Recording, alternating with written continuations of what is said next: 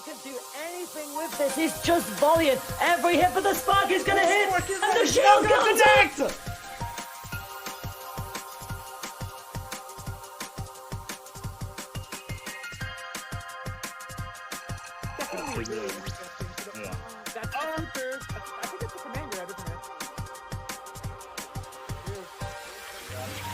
I was very good in our team power.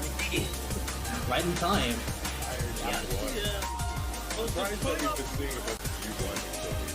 Now with the Vorpal, with the meter as well. Gets a conversion! Oh! You have CVO! No, spends it on the Vorpal. That's gonna kill.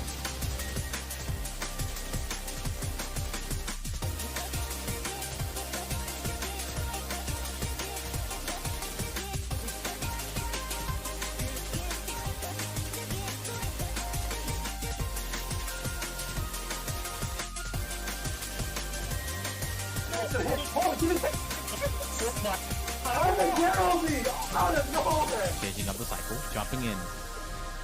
Oh.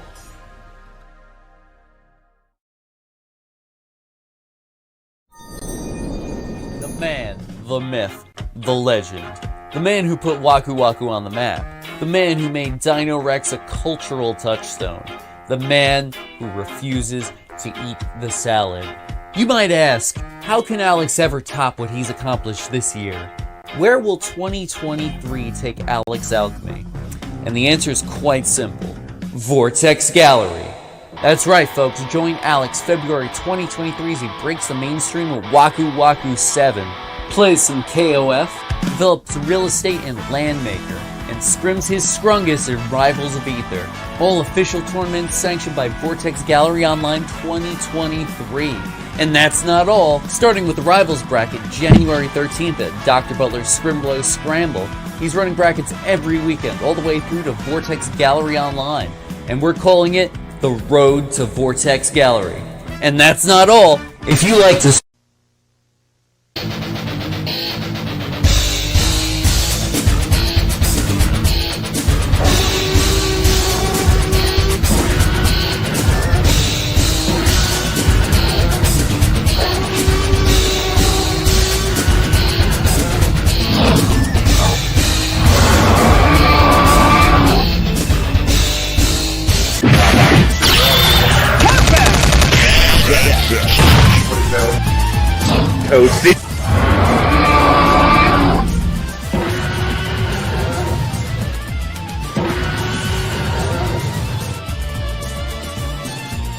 That's right, you heard the scary, menacing dinosaur.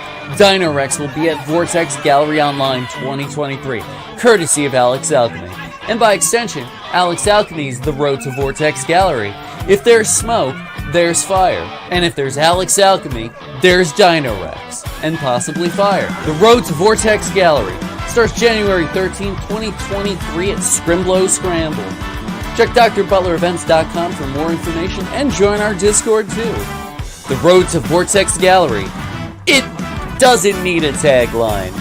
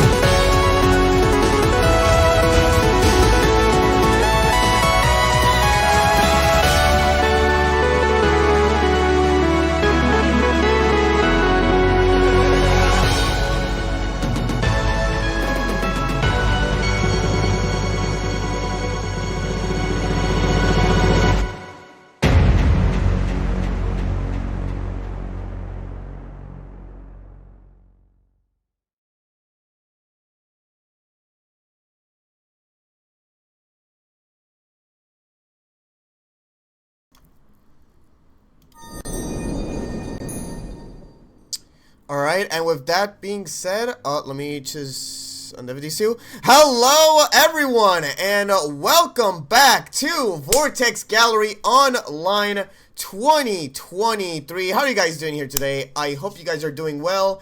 And today, ladies and gentlemen, welcome to the Rivals of Aether base cast bracket for North America and Latin America North. Hope you guys are doing well. I'm actually joined here by two very special commentators of mine. We have Ante and Red Rooster's very own Chopper. So, guys, feel free to introduce yourselves.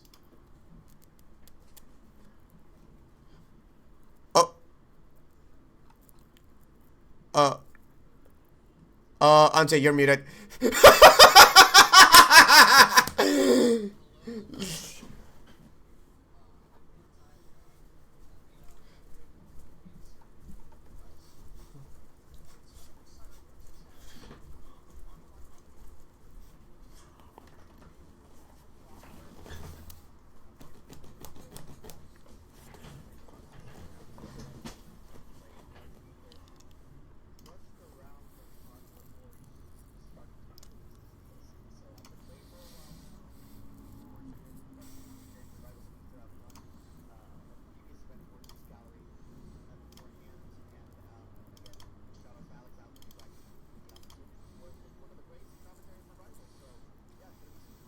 Definitely. And guys, in case this is people's first time watching this game, can you tell us a bit, like a simplified version of what this game is all about?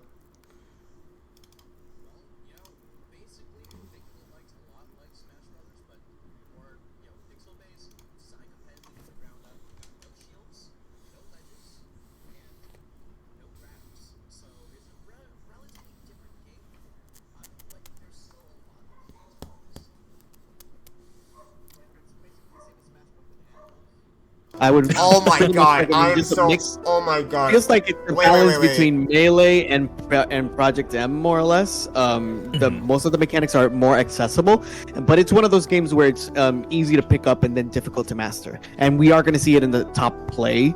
The difference between the people that have been playing it since the start until now, you are going to see differences in gameplay, and you can really express yourself, which is a lot what Smash really likes to do. You can put your own style on the character.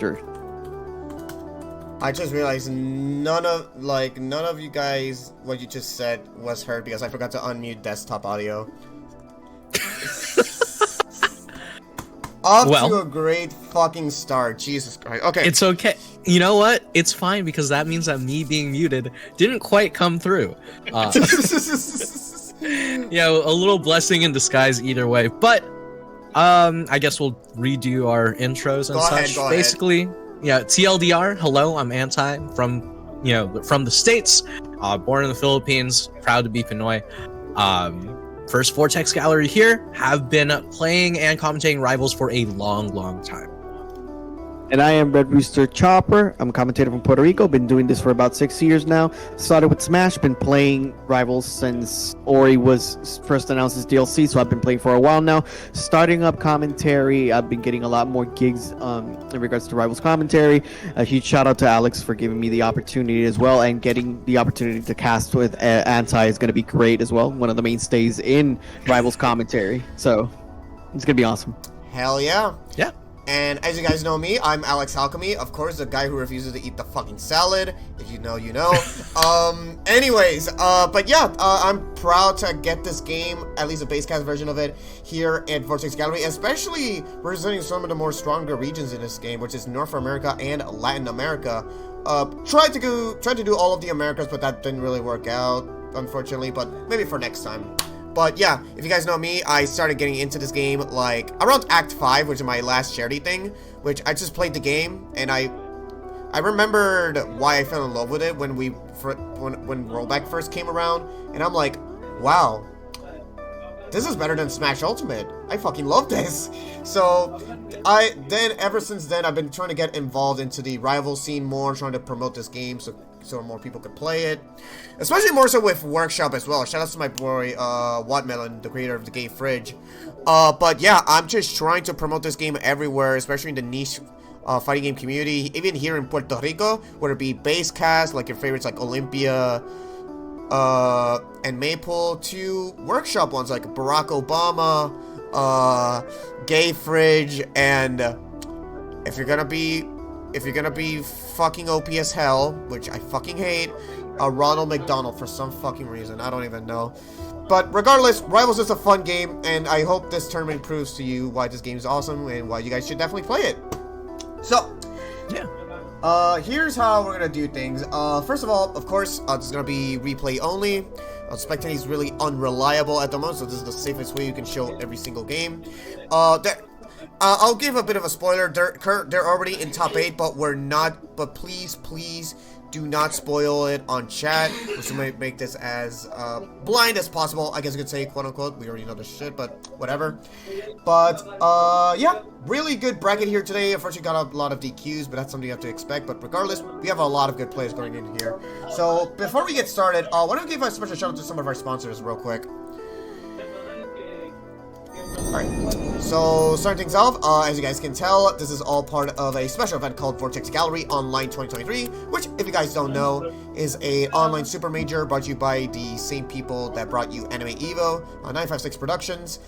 It's a super major, which is a month-long event consisting of more than 100 brackets featuring various different games, featuring various different regions. This is all gonna take. We're in weekend 3 of 4, so we're almost towards the end, guys. This is all gonna take place until March 5th. So if you want more info, please be sure to check out vortexgallery.moe for more info, or type out 956 in chat. Speaking of 956, where's you guys some dope ass merch? Like, look at this shit. Really good shirts on sale at the official Vortex Gallery merch store. So some really great designs. I actually got the one on the far right. I think that arrived. I'll have to check my shipping number for that one. But if you want some of these really good designs to support your local artists, then please be sure to buy some of them. They're limited time only, so they're not going to be here for much longer. So please be sure to check them out at 956pro.com/shop. That's it. Also, this is sponsored by Matcherino. We will get to the Matcherino thing in just a bit. I still need to set that up. But, oh, that's not the one. Wait, I think it's 2. Oh yeah, there we go. SawCon 3D. Yes, this is an actual event. The next dimension of competitive gaming. This is the 3rd edition of Froghood's very own Super Major, featuring Todd's Revenge as it takes place in the unknown realms of the 3rd dimension. What shenanigans will take place? Well, just gonna have to find out. But it's going to take place on April Fool's weekend from March 31st to April 2nd. But if you want a grand premiere, don't sweat it, because next weekend, this upcoming Sunday actually, we're going to have the world premiere trailer of SawCon 3D during my infamous Dino Rex bracket on March 5th on the grand finale of it. So stay tuned for that one, folks. And also, speaking of artists earlier, I just want to let you guys know that my bestie, Honey T-Star, is currently doing commissions. She currently needs a lot of money. She really needs a lot right now, not just for like her own personal life, but she also wants to get like more money for cosplays, for this upcoming Puerto Rico Comic-Con. So, she actually lowered her prices a bit, so if you guys are interested in getting some really good ass art, which I would highly recommend, then please be sure to go into commissions. There you go. And please be sure to DM her on Twitter and feel free to ask her what you want her to commission. Again, once you do, if you guys are interested, please tell them that Alex sent you. And then last but not least, we'll get through more info this in just a bit later on in the stream, but I'm proud to announce we're going to be returning a Super Slash Brothers 4 featuring Guilty Gear Strive, Rivals of Aether, and Sam Show 6. It's going to be Sunday, March 26th at 3:30 p.m. Eastern Standard Time.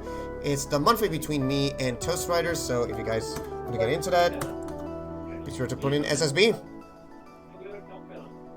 Alright, so with that being said, why don't we get started with our first match? Let me see what I can start with. Why don't we start with some of the pre-top 8 matches between the Real Man and Benji? because we already got that one. All right. All right, let me set that up again. Do I have it? Yeah. Let me get the Real Man and Benji. So Real Man going as Zetterburn, taking on against Benji, who's going as Maple. So here is the awesome versus screen. So guys, well, I get to set up. Take it away. All right, and this should be a bit of a treat. So, you know, the Real Man, been around for quite a while. Just gonna continue with that very solid, constant Zetterburn play. Benji, I haven't really seen before, but, you know, anyone who's willing to play Maple and willing to main Maple, honestly, is always going to be a treat to watch, because they're going to find themselves just zipping and zooming all across the stage with some really strong punish game potential. But I have no clue what kind of play we're going to see from Benji, because there's so many different play styles for this character. I agree with you, Anti. No sweat for sure. Maple being classified as actually one of the best characters in the game from most of the top players as well. Absolutely. Pretty meta-defining when it comes to that, especially when it comes to actually Maple, Raster, and the like. So a lot of mobility characters and movement is so important, especially in this game. So it's going to be super interesting how Benji is going to deal with a veteran in the scene, like you mentioned, and in Real Man. All right, but either way, have to be very careful about how much power this Zetterburn has. Already starting things off on Ethereal Gates, able to just, you know, feel each other out, just trying to see what kind of play you're really expecting from one another. You know, rack up that damage, but right now you want to really figure out what your opponent's DI habits are and tech roll habits are. Yeah, it's definitely a filling out process whenever you're going to go. It's like a boxing match. You start jabbing. Unfortunately, Benji does miss an opportunity to go ahead and recover there, losing that first stock. So first blood all the way to the Real Man. Yeah, but either way, the Real Man's still taking quite a bit of damage. Benji just trying to rack things up and look for that first stock in response. Tether up air, not going to go for the tether up air. Instead of tether down B. Very interesting options coming out from Benji here. You know, they're showing us quite a bit of that creativity that you really start to see from some of the newer players who you might not be as familiar with. And so far, so good for the Real Man, just maintaining that if you are on fire, the knockback of every move they're going to hit, especially with that down strong, is going to be high enough to actually take away that stock. Now, Maple does have a lot of speed, but is one of the lightest characters in the game as well. We are seeing him crack the whip, and they get that stock on the board. Yeah, I mean, Maple going to be able to do it, whether it be the front hit of down strong, back hit of down strong, any way you want it, that's the way you'll get it. As the Real Man, you know, still looking with this huge stock lead, just take it all away. Down strong gonna do it. Benji not ready for it. That was fast, my goodness. All right, and you know, you have to be. Yeah, go ahead. You have to be really, really careful around Zetterburn, especially with that down strong coming out like Flame 5, very, very quick, hard to react to if you're not ready. So, from what we're getting, at least from the beginnings of the gameplay, it seems like Benji, they have been playing the game for a little bit, but still are lacking a little bit of concepts when it comes to the DI, for example. A lot of people, when it comes in transition, maybe from Smash Ultimate to another game such as Rivals, the DIs are actually a bit different. So whenever they're going to try to throw you out with a forward strong, you got to make sure to actually DI up most of the time. Just as a rule of thumb, if they send you to the side, GI up. If they send you upwards, try to go left or right. Obviously, there's a lot of more intricacies when it comes to the DI of the game, but that's pretty much the standard when it comes to actually tossing yourself out. Now, Benji did have an opportunity to survive a little bit on that down strong that Zetterburn threw out. But again, since this is all just a learning process, just a feeling out, hopefully we can get some adaptations in for game 2. Yeah, I mean, it totally makes a lot of sense, especially when you have these players that have been playing for quite a while. And, you know, regardless of how long you have been playing, you know, when you're playing against players who you've never played against before, it becomes significantly harder.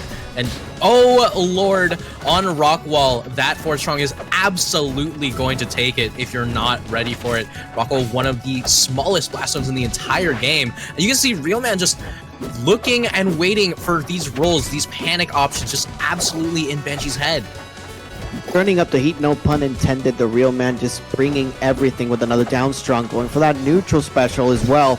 And just racking up the damage slowly but surely with 72. Now Benji's starting to cook. Unfortunately, doesn't cook enough. It's a little stale on that front. Manages to recover safely, trying to get that stage control back, but the real man is not letting him have it. Yeah, but stale or not, there's always a use for that bread, but unfortunately for Benji, it's going to be thrown straight away as the real man just looking to continue this lead. Another 3-1 stock lead, and the parry on the Lily is boding not well for Benji. Now trying to put on a lot more pressure. 101% onto the Zetterbird. He recognizes that the only opportunity to recover would be just on a little bit on that side. So forced to use that up special, getting punished for it. 69% now on the Maple. Just moving it in, trying to get something going. But the real man is doing a really good job of just not falling onto those punishes that Maple is trying to go for. Right now, the real man has so many options to go for a kill. You have Dacus, you have Downstrong, you have Forward Air Sweet Spot, and speaking of which, Forward Air Sweet Spot going to take it from center stage. The real man with a 2-0 over Benji, gonna be moving on in winner side. GG's. Really good set between those two, honestly. Benji really struggled for a bit, but hopefully they'll be able to come back from it from losers. But again, really good dominant performance on the real man there. GG's to both of them either way. Yeah, I mean, honestly, that's kind of the things that you expect from one of your top 8 seeds here. It's going to continue with that dominant play. And the real man really showing us one of the reasons why Zetter is a character to be feared. Yeah, just like the rest of the cast as well. It's one of the things that I most love and hate about Rivals. All of the characters can be used optimally. When actually used, they can actually do a lot of damage when it comes to bracket play. At the same time, that means that you have to learn a lot of different matchups, and that you have to have a lot of different experiences when it comes to tournaments. So it's a lot more interesting when it comes to actually learning about the game, but then it gets a little tedious, and then you just start loving the game again. And it's just a constant love-hate relationship with how good the characters are. Absolutely. I mean, you got 18 characters, every single one of them with the potential to win a major on their own. And it's really, really fun to get into because honestly, all of our major announcements are on April Fools. You cannot expect a single one of these characters, to be honest. Fun you should say that. Alrighty. Trying to move things along here. I want to get into our next match. Wait, which one should we do? I think we should probably move into one of the qualifying matches and then just transition our way into top 8. In a top 8? Alright. Oh, top 8 already. Alright. So, yeah. When we... I don't have the bracket set up for it just yet, but I guess we could actually... I believe winner semis, right? Do you want to start there? Yeah. Alright, so let me just find it real quick. Oh, by the way, I do want to clarify for everyone involved. We did say that earlier in the chat that we did say we had like $117. Turns out, no, I got it confused. That was actually the EU bracket from a few weeks back, because the current prize pool for let me get the Matcherino here real quick. The current prize pool for NA+LATAM is actually just $7. So I do apologize for the confusion, but here it is. There is the price. It's currently $7.75 right now. So if you guys can claim, and I'll just say like Nusha, do the fucking Matcherino. There you go. We got. Yeah, there you go. I already did it for you. But yeah, we currently have 39 out of 50 codes left. So if you guys don't know what that is, it's a way to get free money into the prize pool without paying anything. So all you have to do is just click on the button, and it'll give you 25 cents into the prize pool without you actually have to paying anything. So shout out to Matcherino for providing us with the Matcherino code. So let's see if we can get like $10 for right now. Well, I actually get this next match going on. It's gonna be between CheesyPotato and Dokayo. So what can you tell me between these two? All right, now Doka is, one of the top 10 players in Mexico, if I remember correctly. Very strong player. on the up and up, really. Meanwhile, Cheesy has been around for quite a while. You know, she is one of the strongest players in the world, you know, a top 10 player last season for Rivals of Aether, and that Crag is something to be feared as always. Just coming off the heels of the reveal trailer for Crag and Rivals 2, CheesyPotato is definitely looking to be one of the favorites to take this Vortex Gallery bracket for sure. Okay, I'm all just right, trying to set that up. I believe Cheesy is also known as Saul Goodman, right? That is quite... That is one of her many Steam names. She's one of the people who is more than happy just go ahead and throw those crazy Steam names around. I have seen Saul Goodman Gaming. Julie is a classic. You know, it's just straight up her name in general. But, you know, Rivals players and their Steam names, that is a duo that cannot be beat. Oh, 100%. I could pretty much just tell from the past tournaments I've seen, honestly. Alright, so Cheesy as Craig, well, Doka... what does it say? Wait, why does it say it's Texas? Alright, whatever. Glitches aside, let's just get this shindig on the road. So, it's gonna be our first top 8 match. It's gonna be first to 3 now. Between CheesyPotato and Dokayo, so... I believe this is it, right? Just need to make sure. Right. I believe so. I will say that Doka's does go by he/him pronouns. Oh, wait, I think that might be a bit. Is it? I thought I updated that. You know what? Whatever. I'll fix it right now. Just enjoy. Doka Natarano? Yes, I believe. Yes. Okay. They saw it a little bit. Oh, baby. Go ahead. Start us off, Anti. Yeah, and already gonna be starting things off over here. You know, this is a reskin of Forest Floor and CheesyPotato, rocking that trans rights Crag skin.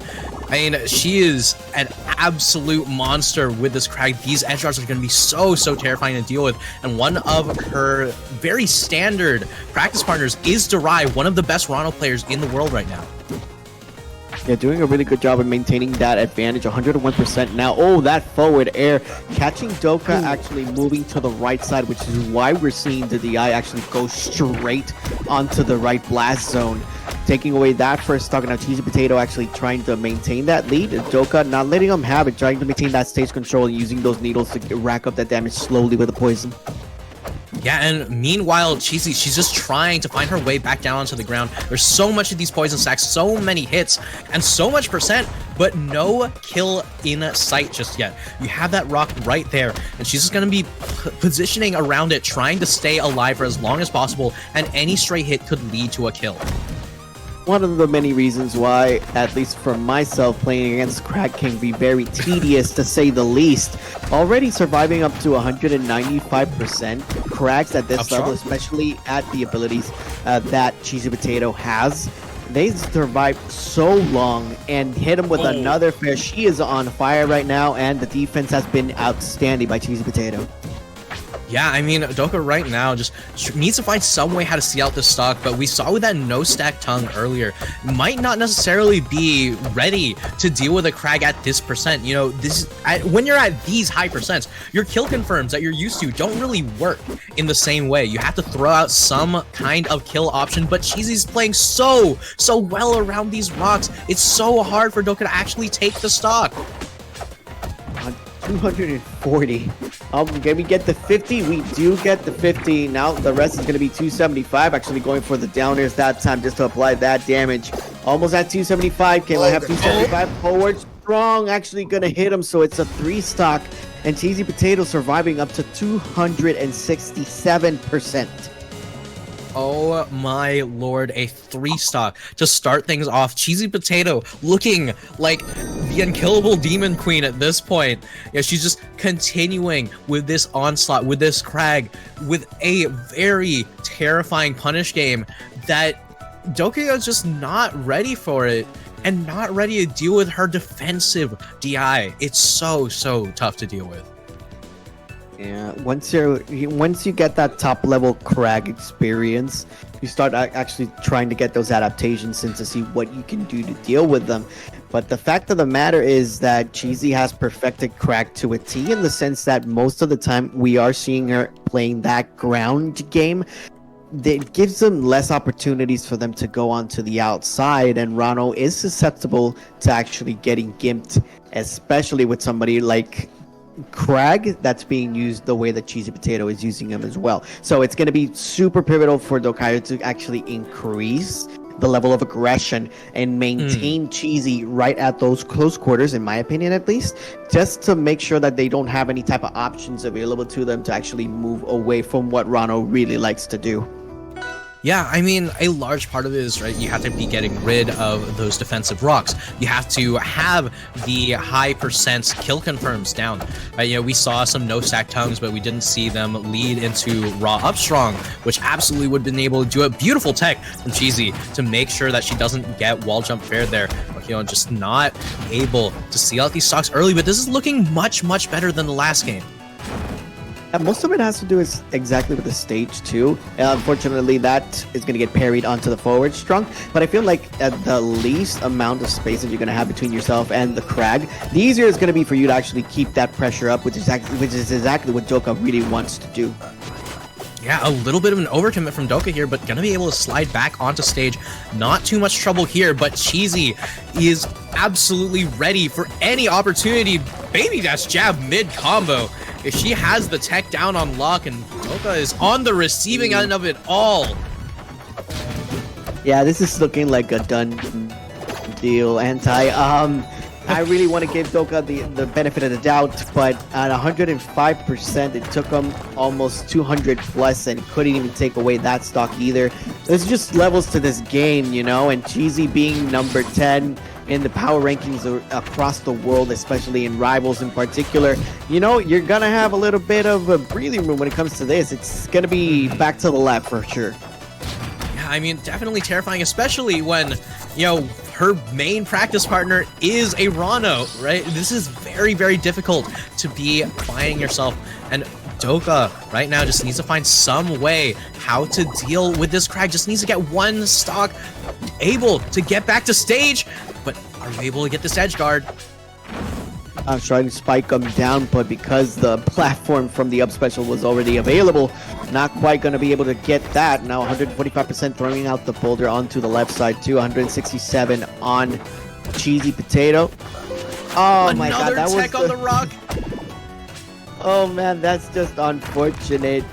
But CheesyPotato just really demonstrating how aware she is across the entirety of the map, and the forward tilt is going to seal off this game. Wow, GG's. Moving on to game number 3 here, as Cheesy just... This is an insane start for Cheesy. 6 stocks to 0 right now, and Doka just needs to find some way how to take a single stock off of her, and you just have to dig down deep when you're facing an opponent of this caliber. Sometimes you just have to hope for the best. I am not expecting any type of pick or counter pick, at least for character's sake. I believe Doka would be like a single main. I wouldn't surprise me if maybe they want to try something a little different that time. But again, phasing off with CheesyPotato is pretty difficult to say the least. Yeah, definitely a tough task. Dokayo won? Or... No. Okay, CheesyPotato, okay. Cheesy. Yeah, I got confused. Como que no me asustes así, Dokayo. No. So one win away to advancing onto the next round is CheesyPotato, and you know, arguably one of the best Crags in the scene right now. 2, a lot of adaptations is going to be needed. So Anti, what do you think that the Rano should do when it comes to actually playing versus Crag overall? Is there something that he's doing incorrectly, or it's just that there's just that discrepancy in regards to level of play? Honestly, there are a few things here and there, right? Yeah. For example, when Cheesy does a wall pillar, Dokayo's not dropping down with reverse spare, and when he does, he's not quite ready to follow up off of it.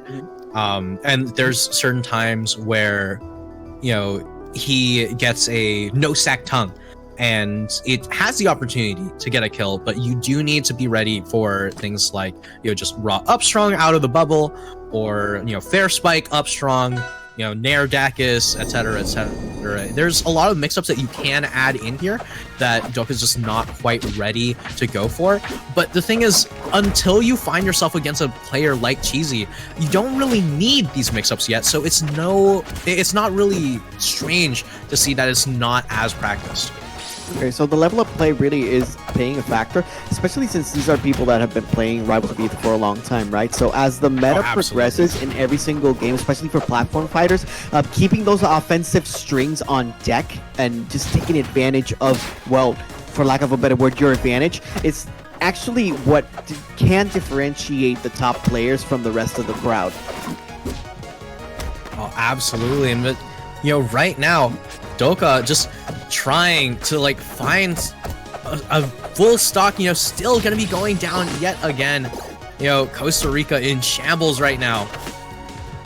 Actually trying to go in as much as possible. Another fair gonna clone in 45%, 56, just 1 and 2 and 3 and 4, and there's no staling in Rivals of Aether, so you are good, Cheesy. Just one stock away from advancing on to the next round. Yeah, right now Doka just needs to get one stock, just dig deep, almost able to get it. That was a beautiful down tilt, but no follow-up just yet. Give him the old 1-2. Yes. There it is! Doka finally able to take a stock. One on the board, and you can take a stock, you can take a game, and right now you can see that Doka has come alive, more than ready to follow up off of that small victory. Every person with 2 hands has a fighting chance, and Doka doing whatever it takes to actually try to get a game on the board. We are seeing the tongue come out one more time. The bubbles with no stacks this time, trying to go down. Gonna get that cancel out of that platform with the up special. And CheesyPotato just trying to move around, maintaining that stage control. Already Gorano at 98% and just spamming and going across projectile options. Not quite gonna be able to reach with the tongue. Oh no, that was just an easy punish there, and just like that, CheesyPotato takes it 3-0 and moves on to winners finals. GG's. Yeah, I mean, honestly, it's a big question of, what do you really gain? What do you really garner from that if you're Doka? Now, if you're Cheesy, say, hey, you know what? I'm doing pretty hot in this bracket. I'm looking to take this whole thing. And Doka, that is a long loser's run you gotta make. But that is not a terrible loss because, God, Cheesy's good at this game. Yeah, pretty good overall. It's just a little bit of that moral victory right at game 3, just taking away that stock from one of the best players in the world. It's just continue to be on the lab, just continue to practice up. It's nothing like you can't really handle. That's for Anti and myself. That's why we're commentating, right? And we're not playing because we we enter these brackets and we get trashed. But, it is part of the game. I don't know. Well, my bad. Oh, my bad, Anti. Okay, well, I'm the scrub, apparently, of the commentators that are here. I mean, it is what it is, So CheesyPotato just looking as, probably the favorite to get this as we move on to the next parts of the bracket. Hell yeah. So since we're gonna be doing top 8 from now on, let's just get right into our next winner semis match between Elkiies and Menace13. That was interesting. Oh boy. So for those who are unaware, right? Menace13 has been in this community for a long time. Elkiies as well, right? But Elkiies has one of the strangest playstyles I've ever seen from any player. And I've played with her many times. If she's feeling herself, we will see a round start Dacus as Maple or Crag or Zetter. It literally does not matter. Menace13, on the other hand, has in the past held the moniker of top 5 with every character. This man basically mains random. He is always ready to bring out something crazy. And, he not only does he know all the seeding, he's one of the few people who really know all the random tech in Rivals and just an absolute brainiac and just knows all the stuff. So this is the thinking man's game of Menace versus the non-thinking woman's game of Elkiies, and she is more than happy to throw caution to the wind and go full on instinct.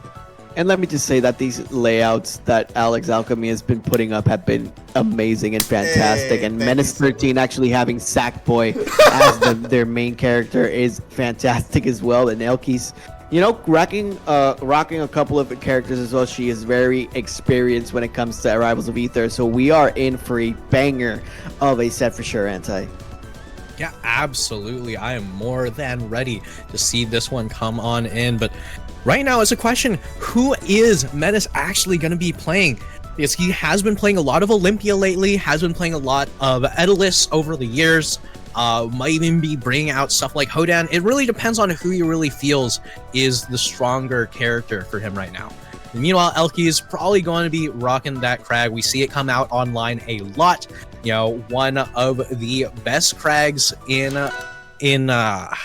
California, easily the best maple in California. So it'll be a question of what of her characters she ends up bringing out. Oh, it's going to be interesting if we are going to... Go ahead, Alex. Oh, sorry about that. Funny you should say that. Look, it's actually already here for the replays. How very convenient. Great. Right. So, yeah, absolutely. So, could you explain to some of us, right? Olympia has been on the rise and on the come up. As of late, we are seeing a lot of good play from Sego as of late with the character. There was a particular change that they actually made, that it was an unintentional buff to the character before, and they fixed that. Could you explain that a little bit when it comes to Olympia before we go into the match with Hodan? Well, as far as Olympia goes, you know, basically she had a focus dash cancel, which, you know, allowed her to move across the stage while fully actionable. It was buffed to have twice the length that was anticipated, and they decided to nerf that to about half of what, you know, the halfway point between the original length and the buffed length, because it was a strong change that she honestly needed, but, you know, maybe not quite that much. Either way, Hodan versus this Crag is going to be a very interesting matchup, because both of these players have absolutely the propensity to just cheese the hell out of one another, and Menace going to be taking it with Ford Strong #1. I can guarantee you we're going to be seeing more of that, but Monkey Copter's on deck. Menace has the tech. Yeah, we are seeing it right now. So I'm kind of curious that Elkiies did not go for the maple for this particular matchup. Do you think that maybe they expected the whole round pick to come out? Maybe not, but either way, Crag does really well into both Daedalus and Olympia, and even the Hodan, as that up strong, fully charged, setting Menace straight into the sky, is gonna be doing just fine. And Menace, unperturbed, is gonna continue to be throwing out hitboxes.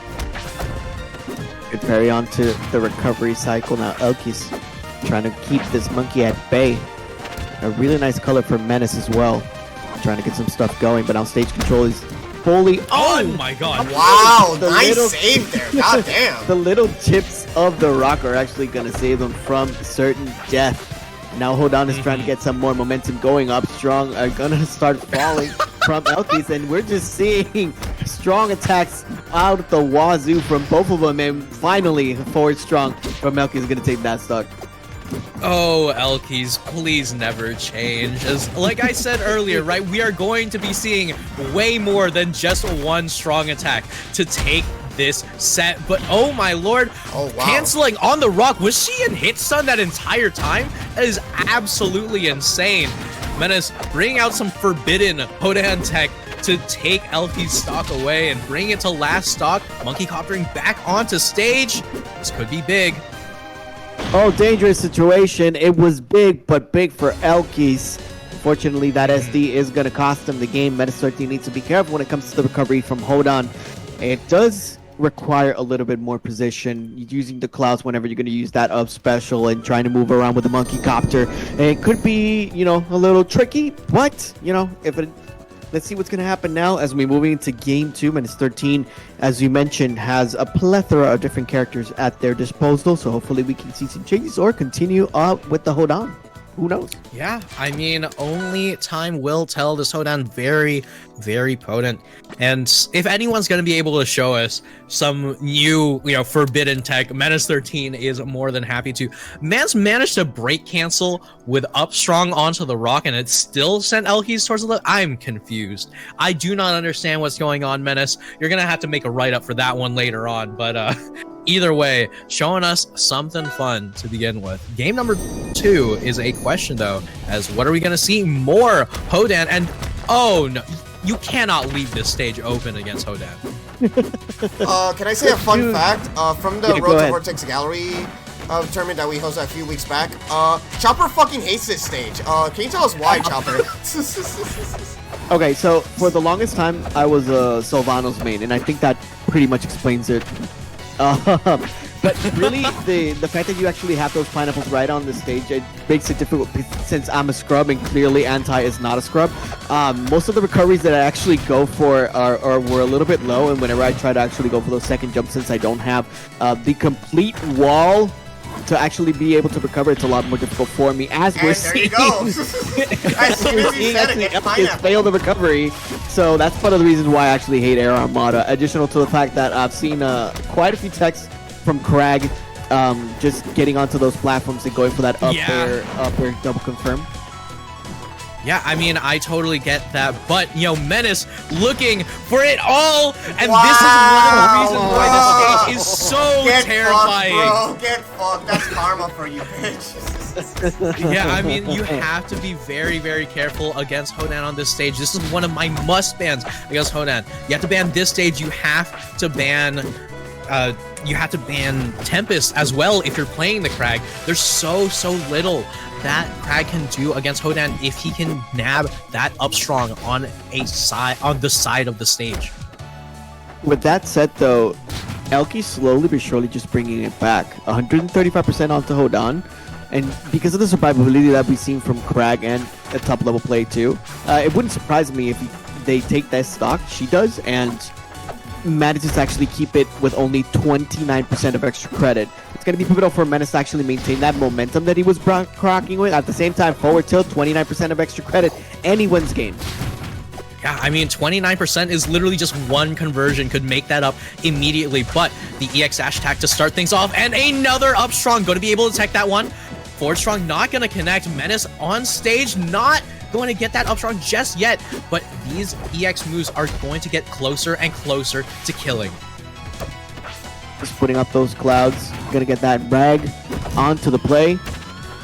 Smokes up for Menace, 75% up to the 123. The rocket's gonna come out by Elkiies. Good up air and charged up too. Need to be careful not to get onto those confirms. Now fair one more time, sending him right onto the outside. He manages to recover on one of the platforms, but the shark team from Elkiies has been on point as well. Oh, parry, that could be punished. Actually chooses to go for the back air and the Superman punch out of the side of Menace, tying the series 1-1. Hell yeah. All right, and oh no, go ahead. yeah, I mean, Menace with a phenomenal stage pick, going to be able to even up the game count. And the question is, is Elkiies going to stay with the Crag? Are we going to see the Maple come out? Are we going to see the Zetter come out? Only time will tell. Alrighty, let's not waste any more time. Let's get into game number 3. And I'm going to say this right now. Looks like we're going to the Ori stage. Ooh, this could be interesting. Oh, Spirit Tree. That is yet another ridiculously volatile stage. So you have to be very, very careful. And once again, those side plats make Hodan up strong so terrifying. They prefer it up close and personal when it comes to these types of stages as well, Anti. They do not want to mess around and actually pick something like, for example, Fire Capital, just to give them some space and some room. Me as a Rivals player, I like to keep my space. I don't like to further engage with people. But again, I have difficulty with actually dealing with the speed of the game, but now actually going into Spirit Tree, it's going to be super important for whoever is going to be in the advantage state to cement themselves as, the alpha for that. In the sense that as you continue to put on the pressure in the advantage state, you have to make sure to close out, because either one of them can just, like you mentioned, could be completely volatile when it comes to their play. Yeah, I mean, it's very, very scary if you're Crag or Hodan on this stage, because any fair chain could kill regardless of what percent you're at. Oh my god! Wow, wait, what? Okay, so hold on. I was talking about the bear chains, but that bear chain was absolutely insane. Menace just holding straight in, and Elkiies more than happy to oblige. Racking up that damage now. Yeah, it feels like she's feeling herself a little bit now. And you can tell in the movements too. Actually going for up special that time, forward strong, trying to get some more percents in. Oh, rack it up. This time, no air armada, baby. You're gonna be able to tech that. Yeah, but right now, you can see that Menace just trying to get back onto stage, trying to get some semblance of control. 155% on the second stock, and Elkiies once again gonna be taking the stock by setting Menace straight into the top blast zone. They're trying to go for that up special one more time, trying to cancel it. Oh, sweet spot and EX sweat bomb up special from Hodan. Gonna be able to take that first stock. Still a little bit of a hill to climb. But again, since these characters can just take the stock so quickly, it's nothing that he can't actually bring back. Yeah, but right now you can see that she's just continuing with these bears, with these dares, and just trying to stay alive. Hold on, Menace almost able to steal away the entire thing with one move, but another up air to take him off the top and into that top blast zone. Elkiies one game away from winners finals. They won the date with Destiny, and that Destiny is CheesyPotato. Hold on. Just one more. Let me respond to someone real quick. It's best of 5, Karma. It's best of 5. That's gonna be all of top 8. Sorry for interrupting. Going. Spirit Tree working out quite well for Elkiies that time. As soon as you put them in close quarters, it seems like Elkiies might have an offensive advantage.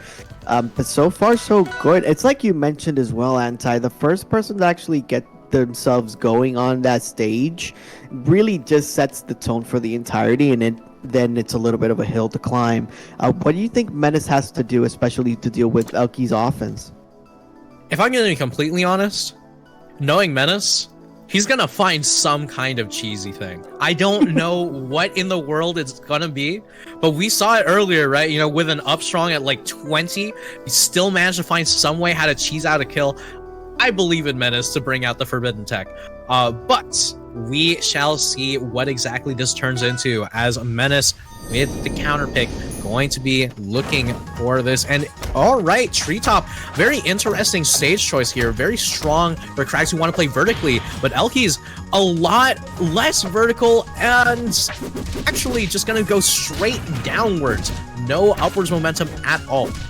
Yeah, you're going to talk about vertical. It's going to be way down there, losing that stock. A little bit unfortunate right at the beginning of the game, but if the pace of the match has indicated something, Menace is just going to get this momentum and run with it.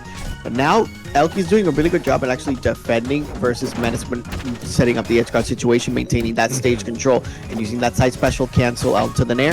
91% now. And Menace 13's turn this time to actually get some stuff, but, going so far. That was quite scary for both of them, honestly. Yeah, it was terrifying. Menace with another up strong, not going to be able to do it just yet. Doesn't opt to turn it around towards the stage. Meanwhile, Elkiies going to, with that up strong, get the full-on kill. There's one EX fair from Menace. A second one going to whiff this time. Still looking for the full stop. Huge fan of that jab check by Elkiies. Just waiting for him a little bit. Very, very dizzy. Hold on.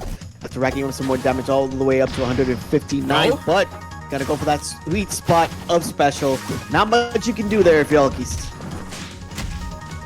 Yeah, I mean, either way, it's only a question of how much more does Menace have to do in order to take this stock, to take this game, to take the set. It's one game away for Elkiies.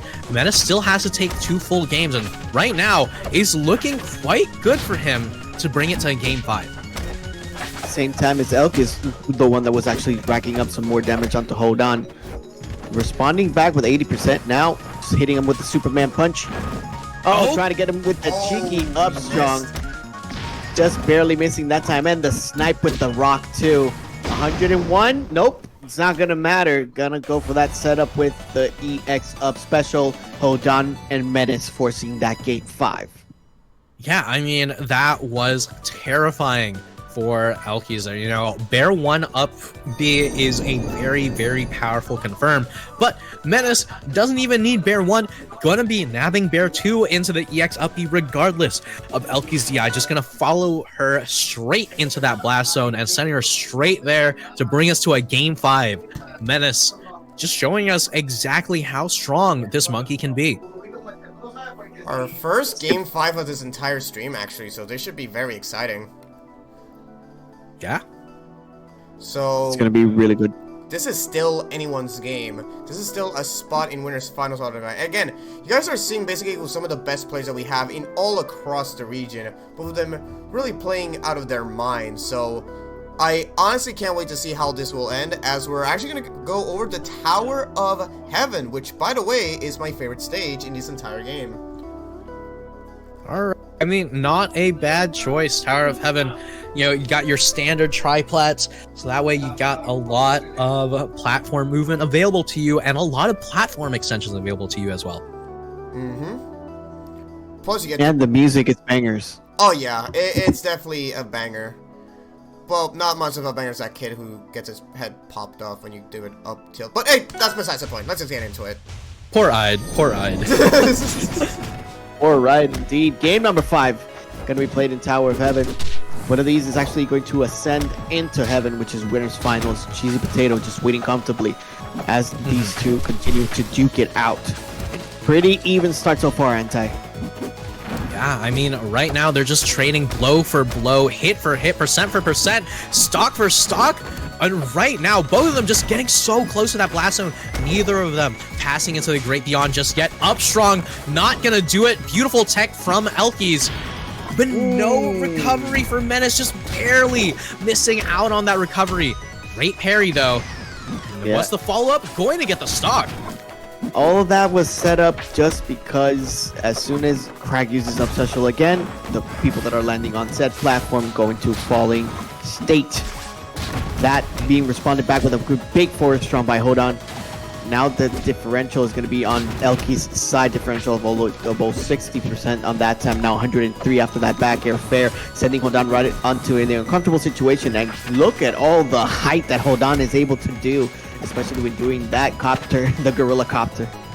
Yeah, that monkey copter was phenomenal. Actually going to straight up challenge the Upstrong with the charge fair. Menace, a man with a way more craziness than any of us here. You know, right now, just needs to dig deep. You know, courage alone isn't what you need. What you need is a stock, and right now, Elkiies not gonna let him have it. Manages to safely recover right in the middle of the stage, 106% now to 1324. Just continuing to put up that pressure with those different projectiles that Crag has at their disposal. Hodan's not letting him have it. Trying to get that parry in. Oh, sweet spot onto that up special. Not quite going to be enough just yet. Yeah, but still just gonna retain the charge, holding down, gonna crouch cancel those shards. Wow, a huge hold on that forward strong. Just knew she was gonna fall into it. 88% is the difference between the two. Hodan can make this back pretty easily, just a couple of neutral interactions. But now, not letting up Elkiies is just putting up that wall just in case Hodan really wants to intercept. Goes in for this holding animation, going for that forward strong, but it's going to miss the mark that time. And actually uses down strong onto the parry. Elkiies is going to have a date with CheesyPotato in winners finals. Hell yeah, GG's to both of them. Yeah, I mean, 3-2 game number 5. Menace digging deep, bringing it all the way, but unfortunately not able to cross the finish line in time to see Elkiies instead the one fighting for that gold. Just about to see what we're going to happen. Now, Menace, again, great display on winner's side. Still surviving. Still a lot of rivals to be played. And hopefully looking for that run back versus Elkiies if possible. So, a lot of play to be left. Alex, what do we have left to see? Alright, let me actually do this shit real quick. I do not have the bracket screen thingamajig set up because I need to do some tinkering with. But regardless, we're actually gonna go down to let's take a break from the winner side, shall we? Let's go down to the loser side as we head straight into losers round 1. Let me see if I have the matches here, so give me a moment. Cause next up I think we're gonna do Vecho and Benji. All right, and Vecho and Benji are two. You know, we saw Benji earlier, and Vecho. I'm not 100% sure. I think it's Vecho. I think it's Vecho. But either way, Vecho, a long-time Force player. We've seen him time and time again throughout, the pandemic, throughout the online era. This man that a very, very solid Force burn. Some like to compare him to Cake.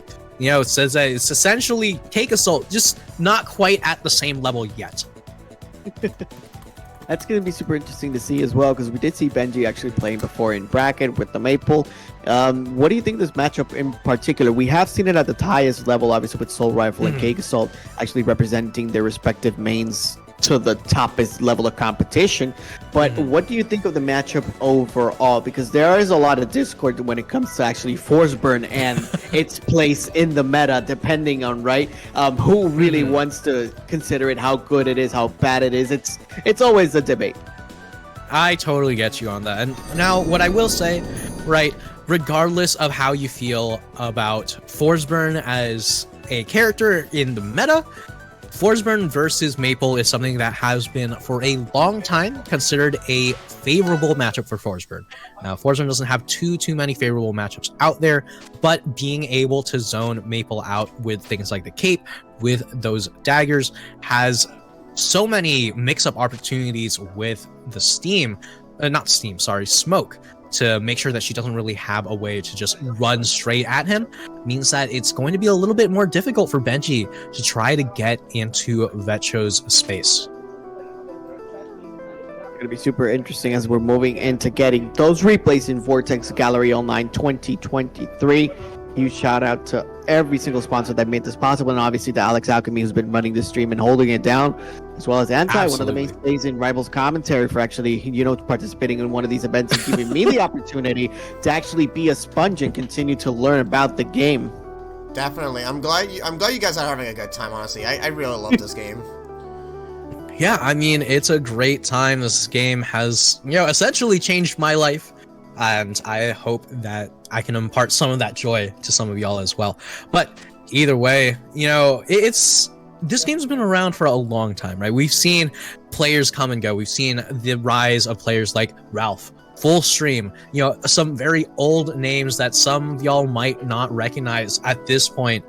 And in the newer generation, we have other players like Gizmo, like Soul Rifle, who have been around for a while, but only now really getting their second win, where it's saying, hey, I'm on the come up. I am really making these waves, like Games and Planes, and Vecho actually being one of them that I would note. Yeah, from Ralph all the way up to Cake Assault, still putting out that reign of terror. And Full Stream, obviously one of the legends in the game as well. Cake Assault pretty much taking the throne by the throat, by the way, for every single Genesis that we saw. For a long time, that Genesis set versus Full Stream was one of the greatest Rival sets ever played. And one of my personal favorites as well. And we are seeing Sego actually reaching those highs in this third generation of Rivals players, if you will. Just waiting for that Rivals 2 arrival, as we continue to see this losers round 6 actually debating between Benji and Vecho. So just about to start off. Yeah, I feel like I think some of these replays are out of order because I only see one between Vecho and... Okay, I just need to make sure. Is Benji Geronimo Stilton? I'm not sure. I know. Wait. So what I will say, right? So one of the games was corrupted when Benji was sending it. So I got one of the games from Vecho. Oh, so we only recovered one game, I believe, right? No. All of the games are recovered. It's just that in the zip folder, there's going to be a certain number of games, and one of the games is going to be out of the zip folder. Gotcha. Still trying to find... Yeah, it's not easy doing tournaments, as you can tell. This is the type of stuff that we're here for, you know, technical difficulties aside. That's why we have commentary as well, just to talk and have conversations. Now, how do you think this new season of play, after Genesis, of course, has been playing out so far, Anti? Have you seen any type of waves or any type of big players to look out for? Honestly, a lot of really interesting things. Like, you have players like Protagify, longtime Asp player, one of the best to ever do it, dropping the character essentially entirely and committing to maining Palm, right? You know, you have very, very strange, not necessarily strange, but maybe out of left field changes in this offseason that you might not have anticipated. Like Elkiies showing up in this top 8 playing the Crag is a little bit of a surprise, because usually you end up seeing her play the Maple is what I would say, but over this offseason she's been playing Zetterburn and Olympia. Huh. Okay, so DLCs seem to be having a lot more effect than what we originally anticipated. A lot of people are actually switching. We did see Giga Bowser switch from the Sylvanos to the Hodan. It has been a little bit of a while, but results are actually starting to speak for themselves when it comes to actually DLC play. So we might see some different changes made by the devs and see if maybe they can bring some of the DLC down to earth a little bit more. Palm, as you mentioned, has been getting a lot of traction, especially because of its play, and a recent Twitter video as well about people complaining about Palm camping. But that's besides the point, right? This putting up the sheet music right onto the side and just not interacting. So yeah, pretty debatable stuff, I guess. But if it's the type of play that the player wants to do, it's perfectly understandable and fine. We as commentators, we do our best to actually show why the strategy works and continue to hype it up as much as possible, which is pretty much our job. I mean, I will say on that note is, you know what? You're allowed to play how you want. Don't smurf. Don't do that. Yes. Stream sniping is cringe and lame. Do not do that. Facts. Anyway, moving on. So unfortunately, I don't think game 1, when I put in game 1 and game 3 on the folders, I guess it didn't recognize us and I can't find them anywhere. So I don't know what happened to them, but I only got one of the games between Benji and Vecho, which is very unfortunate. I'm not sure what's up with that, why the replays don't appear, but here we go. Alrighty, well, either way, doesn't matter, because we're still going to see some great Rivals play, right, Anti? Yeah, I mean, either way, we're going to be going on with, I believe, game number 2 between Benji and Vecho. Right now, you know, Vecho just already has a huge percent lead.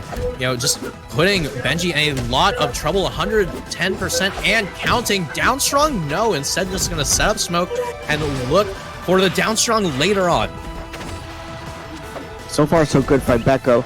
And Benji trying to get some more offense in. But we are seeing the difficulties that Maple actually has in this matchup, as we mentioned before. It seems like it keeps having any type of difficulty when it comes to actually get some stuff going.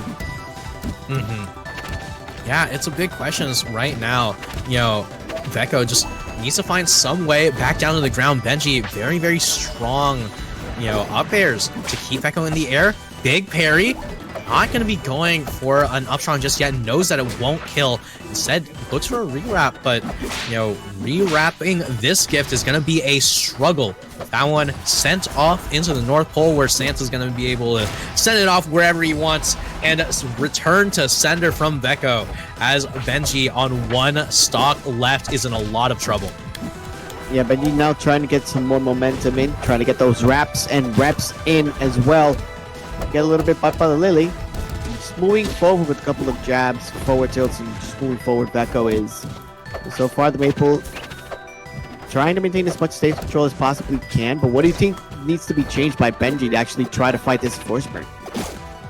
It's a question, honestly, because right now you can see these dash dances, this movement from Benji, very, very well played. He's trying to make sure that Vecho doesn't have an idea of what it is that they want to do. But right now, big tether, able to get back onto stage. This could be big. Not gonna overcommit. No, 120% now. Good parry on there. Yep, that's gonna be the equivalent of a Shoryuken in this game if I've ever seen one. Huge knockback onto that up strong. 128% now onto the Maple too. So Benji doing a really good job of trying to make this comeback reality. Now Vecho actually punishing that with a parry into the down strong, sending him right back to the Great White North where Vecho is from. So first game to Vecho. Yeah, I mean, Vecho going to be taking that one quite convincingly. You know, very, very difficult to see if you're Benji what kind of changes you really want to make. Like, it seems that the dash dancing is not quite working out as anticipated, as Vecho's just continually responding to the timings rather than simply the positioning. Alright guys, I do have some good news. We do have the rest of the games by Vecho, posting them in the main chat. So this entire set is saved after all. So thank you so much, Vecho, for just helping me out. I really appreciate it. Hey, nice. Spoiler alert, that was game 2, but let's manipulate history, shall we? Like let's pretend that was game 1. It was on a starter stage. It was on a starter stage. Yeah, it was on a starter stage. stage. Yeah, let's do a bit of a 1984 tomfoolery, shall we? Let's do that. Oh boy. Alright, so let me get this set up real quick. This is gonna take a bit, so I just need to copy and paste this thing. Downloads into replays, quick access. Right.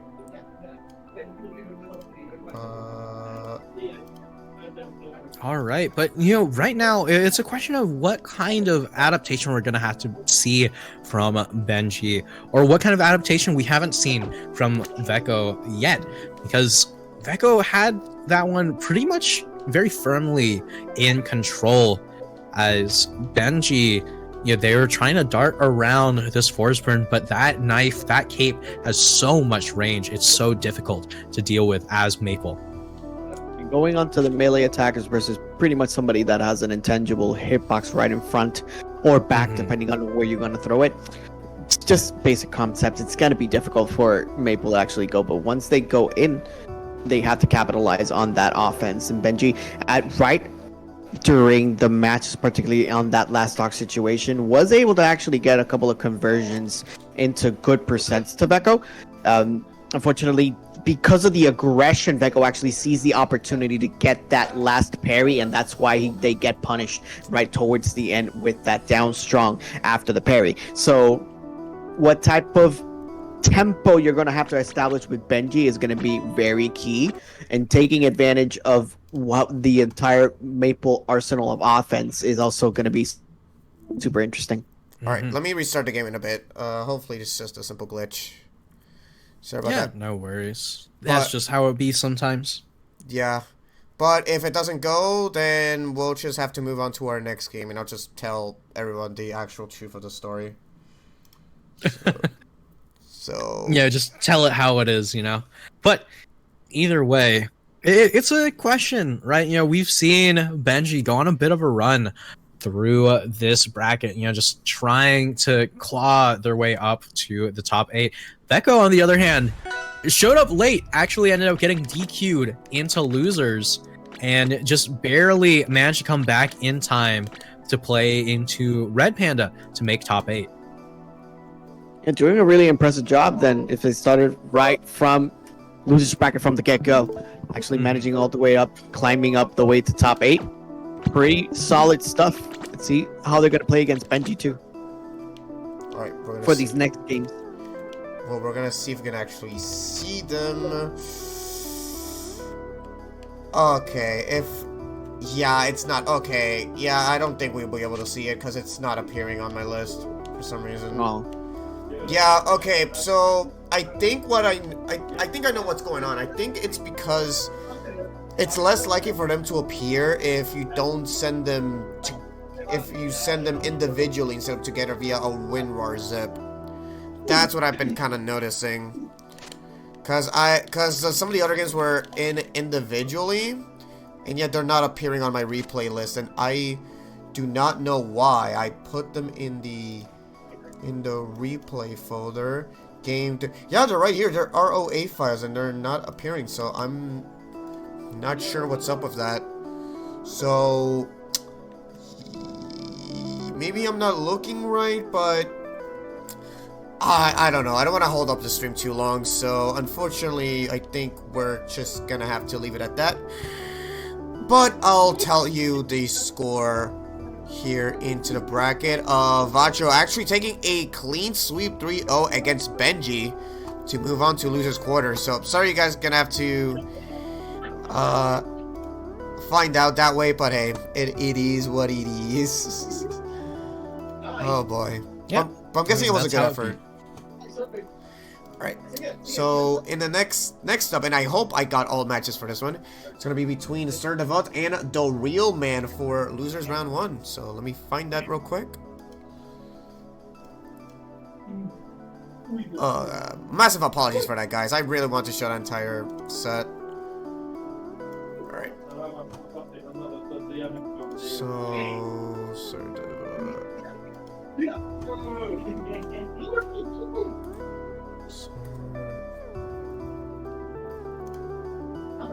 And then we have the Real Man coming back on stream. Alright.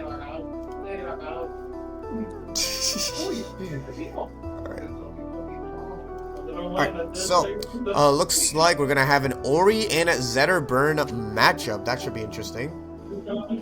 Alright, Ori and Zetter. Now that is a very, very volatile matchup, and you know, we're seeing the Real Man once again on stream versus SirDewott.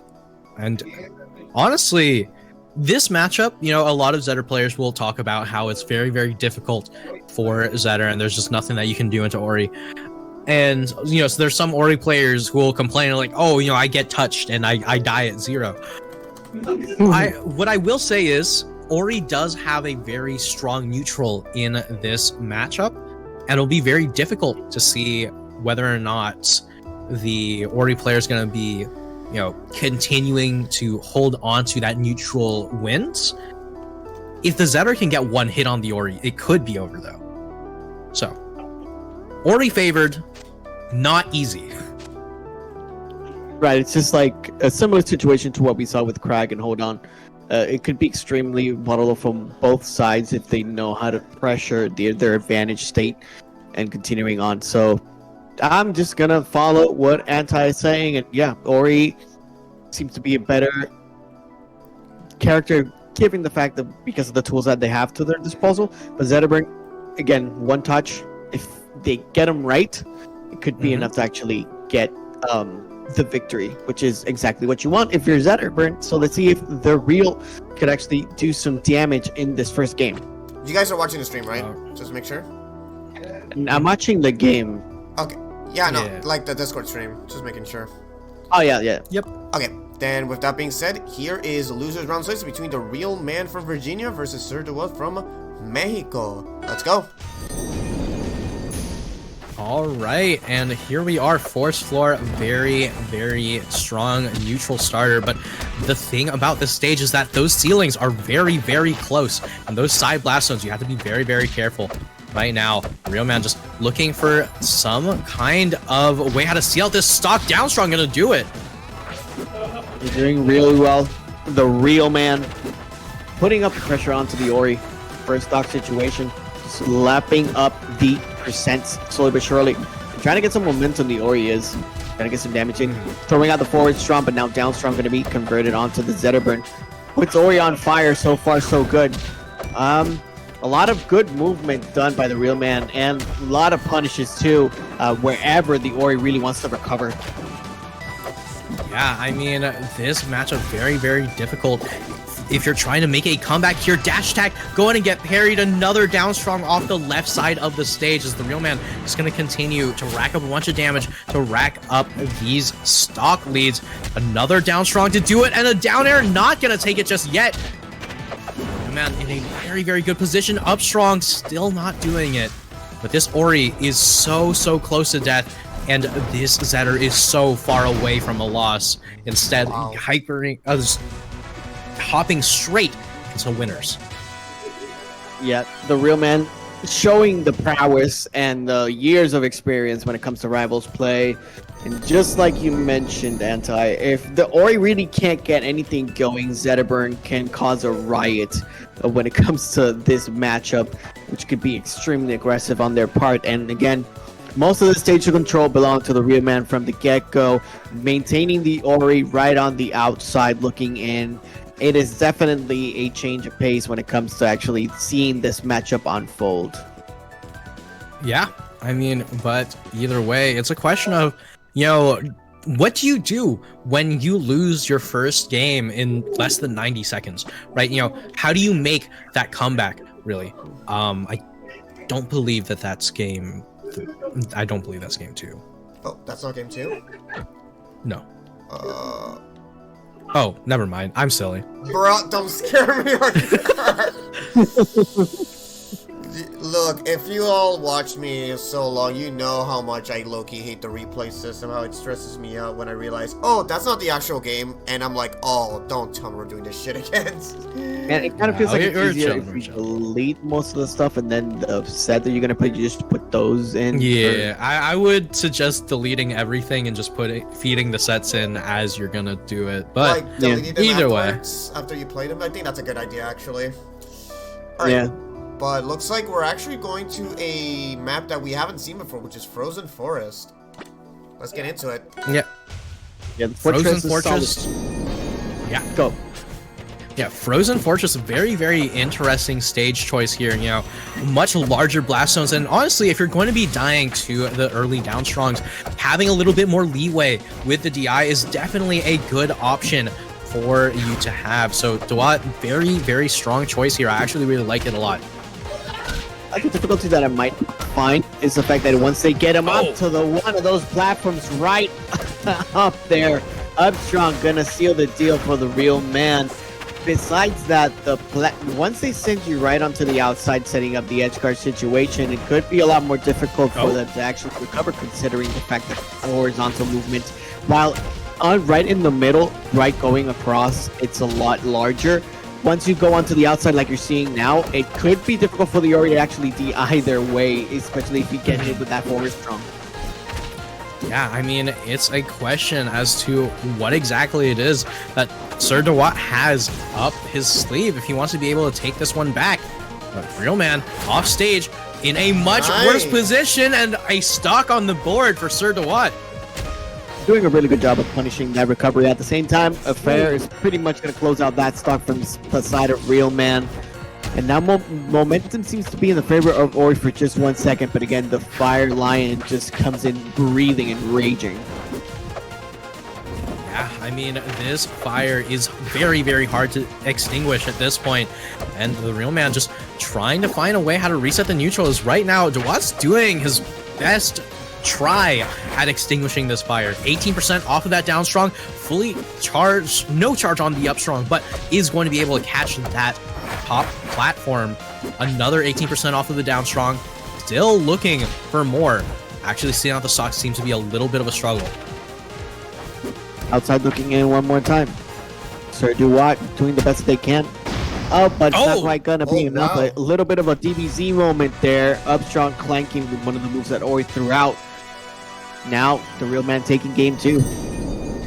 Yeah, I mean, Shoryu to anti-air, the landing there from SirDewott. I mean, Shoryu being an anti-air, if there's any move that you could be asking for an anti-air, why not the straight-up Shoryu from Zetter? Might as well. Nothing to lose right there. Nothing to scoff at either. So we did see good adaptation, and part of it could have been what you mentioned beforehand, the fact that because you had so much opportunity to actually DI their way out, just the fake out for the space that Ori needed to move around versus the Zetterburn could have been an opportunity for them to actually get some more thinking space on there. I would assume that things like Fire Capital, for example, would have been banned by the Zetter just because you don't want the extra space between yourself and the Ori. So as long as they continue to go on that route, SirDewott seems to be favoring those bigger stages. Yeah, I mean, only time will tell, but as we're talking about bigger stages, here's one of the biggest of the big stages, Tempest Peak, a stage that's straight up banned in Oceania, going to be making a debut on the big stage. Really now? I actually did not know that it was banned in Oceania. Yeah, I mean, neither Australia nor New Zealand are very fond of this stage, so they have a different stage list. This stage is straight up banned. Damn, alright. But it is still legal here in the good old North America, so here you go. It is legal literally everywhere else in the world. Why do I feel like Australian communities are usually different? I do remember they used to ban Hero at one time. I don't even know. I mean, I think that's pretty based, not gonna lie. Oh, come on. I think it's funny. I don't know, the Ocean players seem to know something that we don't. And we are going into Tempest that time. Fair sealing the deal with the purple stuff. Yeah, might be a forward air, but that hit feels anything but fair if you're SirDewott right now, as that first stock being taken so early could mean disaster for this Ori. Yeah, beautiful punch done by Anti as well. Going into that match. Second stock for Ori. Downstrong actually landing on the platform on the left side. Just about to lose that stock slowly but surely. The real man just keeping up that pressure. And Ori trying to find whatever it can. Try to toss themselves away with fairs and nairs, but they don't seem to be hitting the mark, Anti. Yeah, I mean, you can see that the damage is being continually racked up, but actually sealing out the stock, not quite yet. You know, DeWatt is just trying to get some kind of kill setup started. Forward strong, not going to be able to get the paired option just yet. As soon as the Ori continues to approach him, I feel like neutral special has been one of the main tools that the real man has been using throughout the game. We are seeing the defensive option there, but gonna get closed out with that. At the same time, Downstrong gonna return the favor. One stock away from elimination tournament from SirDewott, though. That potential tournament stock here for SirDewott means that there's a lot more pressure on this Ori. You're seeing a lot more moves just continually being thrown out as the real man has to be more and more careful. You know, when you corner an animal, when you corner a beast, when you corner SirDewott, you know, you have to be prepared for these panic options. Gotta go for that powered up strong too, interrupting any type of recovery that the Zetaburn is going to go for. We are seeing the version of the Beach Parasol, just throwing out a new leaf. SirDewott is 73% onto 83, trying to rack up that damage and trying to force himself to make this comeback. Just clanking with that forward strong. That could have been in the stock, unfortunately, just clanks. And, you know, desperation moves strong to see from Ori. Not enough to kill. Oh, wow, and doesn't opt for the upstrong and not going to be able to land the kill. You know, SirDewott right now just looking for a parry, and we can tell, I can smell it in the air. This is going to be an upstrong or a forward air from the real man coming out. SirDewott has to be so careful. Oh, good up air. Well, yep, up air is the method used by the Mad King himself. Well, the real man advancing on to the next round on loser's side. Now, greatly played by SirDewott, really trying to keep it together as much as possible. You were facing a veteran, and you know, we will see you the next time around, because unfortunately, you stay home. You're not going home, you're staying home, so that's good. Yeah, that's something. Yeah, I mean, that's one of the beauties of the online brackets, right? You don't have to be just hopping around everywhere. You're staying in the comfort of your own home. Can you imagine, you know, having to drive like 5 hours out to some other place and then realize that you left your controller at home or something like that? No, you know, you don't have to deal with that. You're at home. You have your controller. It's right next to you. Just, you want a drink of water? Go grab one. It's that simple, based online plays. Damn. Alright, but in the meantime, I actually got the bracket set up. So, thankfully, this is not going to have any spoilers, so you don't have to worry about that. But, let's take a look at the bracket here, shall we? Give a shout-outs to... Okay, yeah, it's good. Alright. But yeah, shout-outs to TSA, Wolf TV for providing me with Tournament Stream Harbor, which is one that I use for all of my brackets.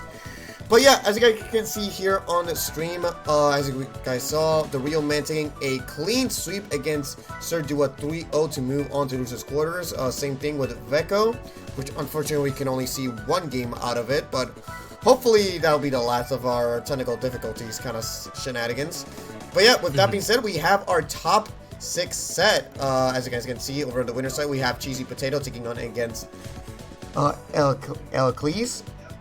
I'm sorry. That looks to be like a Crag mirror match, so that should be interesting.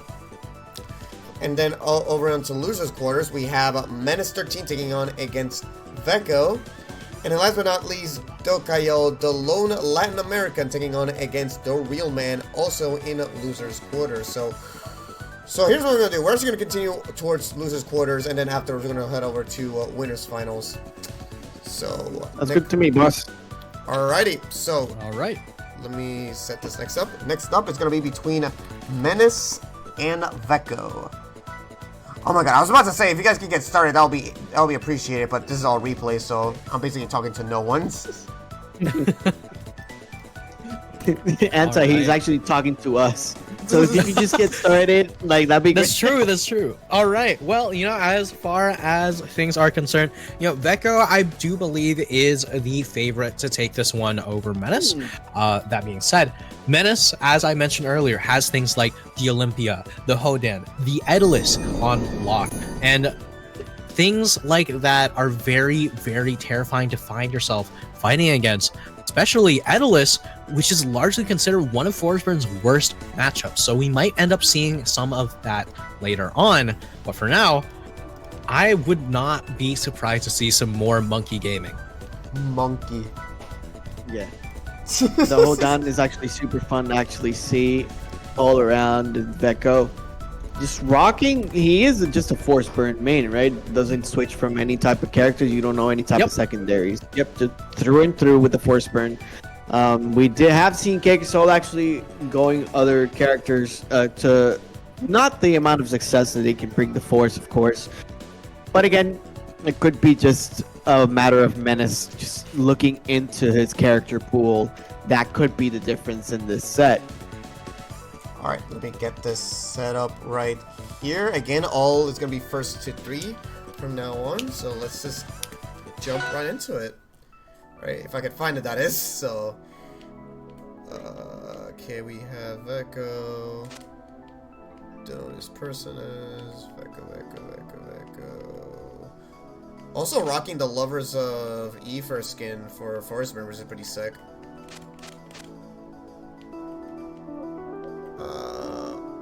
Wait. Does Menace have a different name? Oh, no, never mind. Oh, just making sure.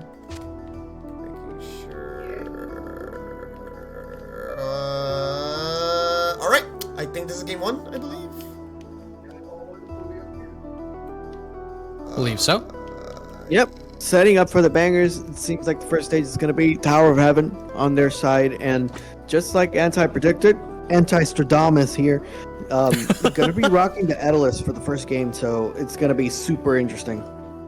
Yeah, I mean, Menace, a big fan of the counter picks. And this time going to be starting on Tower of Heaven. Not necessarily a strong Aether stage, but this matchup in general is going to be a strong one for these players. Vecho, I'm sure, is more than familiar with having to deal with an Aether, but how do you deal with Menace's Aether? That's a big question. So far doing a really good job, honestly. 91% now onto the bear. As Vecho continues to actually trying to get that damage going. Menace seems to be struggling to actually get the offense in, so First Point is doing a good job maintaining that distance and pressure. Yeah, but you can see he just slips right past Vecho, just trying to stay back on stage, not able to fair armor through the back air. Does not matter how much fair armor you have, that bear is going to eat straight through that stock at 90%.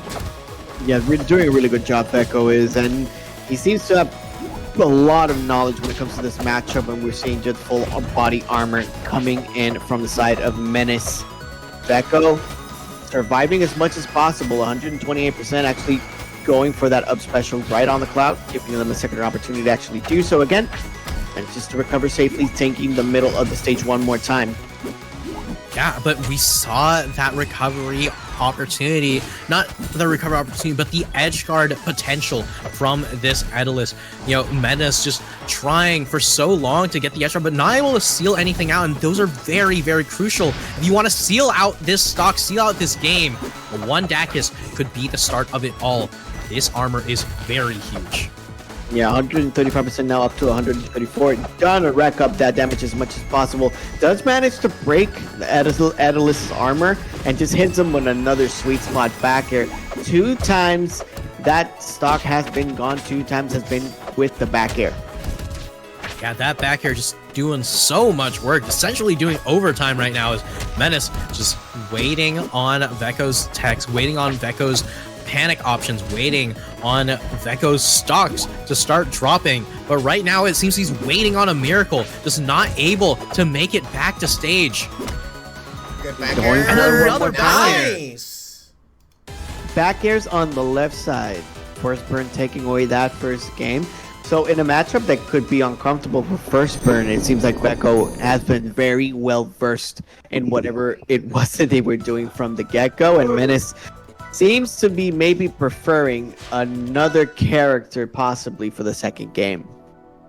Yeah, I mean, maybe not, but instead, Menace is going to continue with the Aether, I believe. No, I think this might be a copy, because look, I think it's this. Yeah, yeah, probably. Wait, let me just make sure.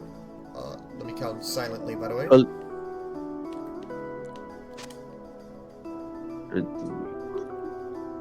Oh, no. Yeah, it's a yeah, copy. it's a copy, yeah.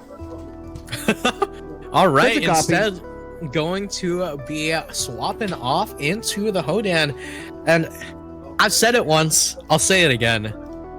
If you're playing into Hodan, please, unless you're ready for it, ban Tempest Peak. Do not let him go here. and what do we see now? We're gonna see game 2 with Hodan at Tempest Peak. I know. Don't say you boy. were warned. Let's go. All right, and here we are, Menace, more than happy to oblige. Tempest Peak is open, and there we shall go. So right now, Vecho able to rack up a lot of damage. Menace needs to find some way how to reset the neutral, how to reset control. All the way up to 100% now. And Menace trying to get some stuff going, but Force Sprint's not letting him have not even the slightest bit. The tornadoes are going to come out by the Monkey. Again, the pressure up the Vecho all the way up to 153% now. Sweet spots to try to get onto the neutral stage. So how does this stage favor Hodan so much, Anti? So you can explain it to us. I mean, one thing to note is those blast zones are so large, and Hodan one of the heavier, if not one of the heaviest characters in the game.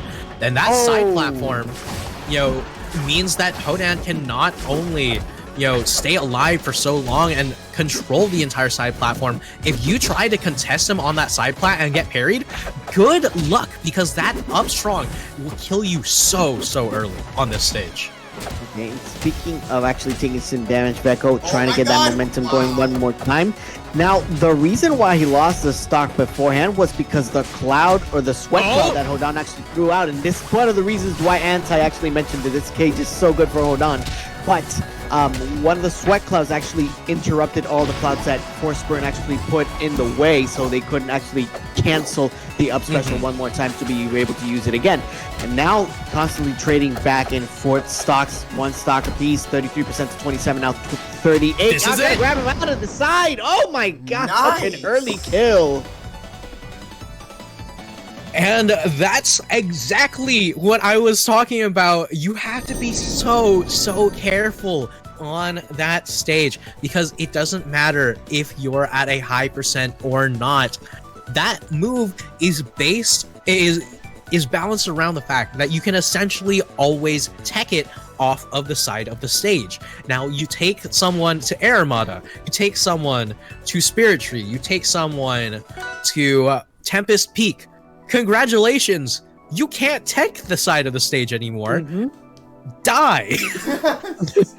Pretty much. No, it's Pretty like much that just because one, you have those slants on the side. It's like that one meme where it's just like, oh, you can't take that shit. Well, die. Like that one TikTok. Well, die essentially. then. It's just that simple. What do you want me to do? Argue with you? I'm not the debate team. This isn't mock trial. Oh my Essentially, yeah. But either way, Vecho going to be taking us from one of the cheesier stages to one of the least of the cheesy stages. As Merchant Port, you're going to be coming on out a very, very neutral stage. Still has some of those side platforms for the recovery mix-ups, but doesn't have any of the super cheesy, up-strong craziness that we might have seen on Tempest. Try to fall for the least amount of shenanigans possible. We are going to go into game 3. 1 game apiece by Vecho and Menace. And not only that, but also with in my opinion, the most banging music of all time. Let's get right into it. All right, here we go. All right. Yeah, and you can see that Menace just starting things off with the charged side B, just trying to make sure that you don't get as much smoke out, you know, and continuing with these monkey copters, doing so much damage this early on. Vecho in a lot of trouble here. Trying to check off the sweat too, racking up that damage slowly but surely. 79% now. Gonna get him onto the towel. Oh my god, wow. And the combination actually sending him right into the diagonal shot of the up special. Good, brilliantly done by Menace. Yeah, you have to be so careful. You know, Hodan, I think, is one of, if not the most knowledge-checky character in this game right now. And if you're not ready for it, Menace has the knowledge, and he is more than happy to check it at any possible given moment. And right there is one of the options that we were thinking of earlier, right? You know, that up strong into EX up B. If you're not DIing it towards the direction that Hodan's facing, you might just find yourself on the receiving end of an EX up B off the top. Especially for somebody that's controlling it as much as Menace does, unfortunately. Needs a little help when it comes to the recovery side of Hodan, and managing to actually lose that stock a little earlier than usual. And this is exactly what Vecho needs to get that momentum going. And right now, down tilt not going to connect into the bear. Beautiful DI from Menace. Looking for the edge cancel, not going to get it, but Vecho not quite ready to punish that roll. Oh, beautiful parry onto there. Oh, managing to miss that second hit of the up strong now. Down strong is going to be able to do it. One stock left for Hodan, trying to get that one on the board. Vecho now starting to dominate, like putting that pressure up with those up tilts. Oh, sending him right downwards. Trying to respond back, Menace is being a little difficult though. Yeah, I mean, if anyone's going to make things difficult, you know, Menace will try to make you fight for this win. Beautiful parry, not going to be able to get much of a follow-up though. The extended parry is not enough. Down strong, going to do it. Very, very hard to find out which direction to DI. Beautifully done by Menace. Actually eats a down strong for his troubles. Now, Vecho, 1 win away to advancing on to the next round. All right, Menace back against the wall. Now the question is, do you swap back to the Edless or do you stick with the Hodan? You know, this Hodan has been giving him so much mileage, and Vecho, you can't leave Air Armada open. No! No, we've talked about this. You can't leave these stages open. Oh god, we're gonna get more shenanigans. Now the real question is, will it pay off in the end? Well, let's find out. Here's game 4. Team number 4, indeed, Alex and Anti. Moving on to Air Armada this time around. Yeah, so this Spirit Tree and Tempest are the 3 stages I would say are must-bans against this character. Because side platforms on Tempest, the side of the stage in general on Spirit Tree, and the upper blast zones on this stage with the pineapple also available. And yes, Vecho does get the first stock, but the issue with this stage is, if you're against Hodan, it doesn't matter if Hodan has 1 stock or 3, it could be over in an instant. we're seeing now too, just setting up the edge guard situation. And all of that done out of the upstrong that just puts them right into the corner. Seeing Superman punches out the Lord on the side of Menace 13, doing such a great job at interrupting every type of recovery that Vecho was going for. Yeah, and only took 40% extra credit. These back airs just straying Vecho towards the top blast zone, getting closer and closer. You can see these weights, you can see this adjustment from Vecho, just making sure that Menace isn't allowed to play the game that he really wants, not allowed to really utilize all the shenanigans, but there it is! An upstrong to take yet another stock from Menace. One more stock to force this game 5. See if Menace has the firepower left on his arsenal of moves. Seal it away, 141% now for his win with the H5 situation. Downstrong is going to connect with only 13% of extra credit right at the final stages of the match. All right, and 13% is basically nothing. You know, a single conversion going to do 50% to Menace, but right now, you know, this is still Hodan, this is still Air Armada. You have to be so careful. Vecho trying to seal it off, not going to be able to do it just yet. Clone Pop not connecting. Combust not going to kill. Oh, not quite there. Now trying to set up Menace 13. Downstrong still surviving. Give him the 2 count, 143%. Smaller combustion by the clone. Oh, back air just barely missing. Good DI on Menace, actually trying to move away from it. Anticipating that back air. Moving away from that down, still trying to recover one more time. 185%. Menace tech outreds the wall. Just setting up the conversion one more time. Vecho just going for the parry this time. Difficult scenarios. Yeah, but that down air taking Menace to 200+%. This man just refuses to die. Right now, one down tilt, one bear up B could do it. One fair could do it here. Nice kill. What a comeback done. So that last stock was beautifully played by Menace. Just getting that damage in and just knowing when to move out of the way to get away from the big punishes and just racking up the damage slowly but surely. He knew that survivability for Hodan was something to not scoff at, and once he got onto the 180 plus, most of the tilts or other moves that Vecho was going to go for were not being able to set up with anything, so he needed any type of strong raw move to actually take that stock. Someone check the disc at that point, because dear Lord Menace, that DI was illegal. Managed to survive for so much longer than anticipated. It was marked for death, but decided that it wasn't for him. And this time around, going to a Game 5 yet again. Menace bringing us to these Game 5s in just unbelievable fashion. But Frozen Fortress, once again, a very non-cheesy stage. Also, one more. Menace says, I survived like 3 kill moves I shouldn't have. Lamel, that's the DI the game expects from you when it kills. Don't purple. Yeah, I mean, every time that I don't die, that I die to something that isn't purple, I ask, Dan, what did you want from me? I think I should just be asking Menace at this point, because dear Lord, that DI was godlike. It was really, really good. And that's because of that. We're going on to the Frozen Fortress for Game 5. All right, and here we are, just trying to see who in the world is going to be moving on in loser side. Beautiful parry to start off from Menace. So far, so good. Vecho trying to get some more stuff going. It's definitely a little bit of a tilter, especially if you want to lose that Game 4 after having such a big advantage.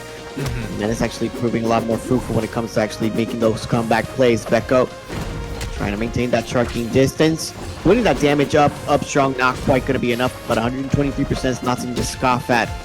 We haven't seen the survivability from the Hodan before. Let's see if Vecho can close this one out and get that advantage. All right, and Menace going to be dropping down to a non-purple down strong. You know, uncharacteristic at this point of him, it seems. But, you know, one forward air could start it off, a second forward air to finish. And Vecho has even stock counts with Menace. This could be very, very terrifying for Vecho. Now they're just trying to move in one more time. Menace just teleport right onto the stage. Menace just not letting him have it all enough. Gonna hit those sweet spot fares right onto the side, getting him up to all the way 90% now. Oh my god! Right in the invincibility. As soon as they put themselves in the cloud, he said this hitbox is gonna get extended. One more and I get an advance. Yeah, and I mean, this is looking worse and worse for Vecho, but if anyone can bring it back, this Force Burn, as I've said, shows us shades of Cake's play. It is very, very terrifying to be on the receiving end of Vecho when he starts getting started, but Menace right now able to sneak right back on stage, full stock up, 94% on this hoedown, and we've seen so many kills out of nowhere. Extra credit, only 35, now 45 after the 2 hits on the back air. Forward strong to 60, trying to get him onto the right side.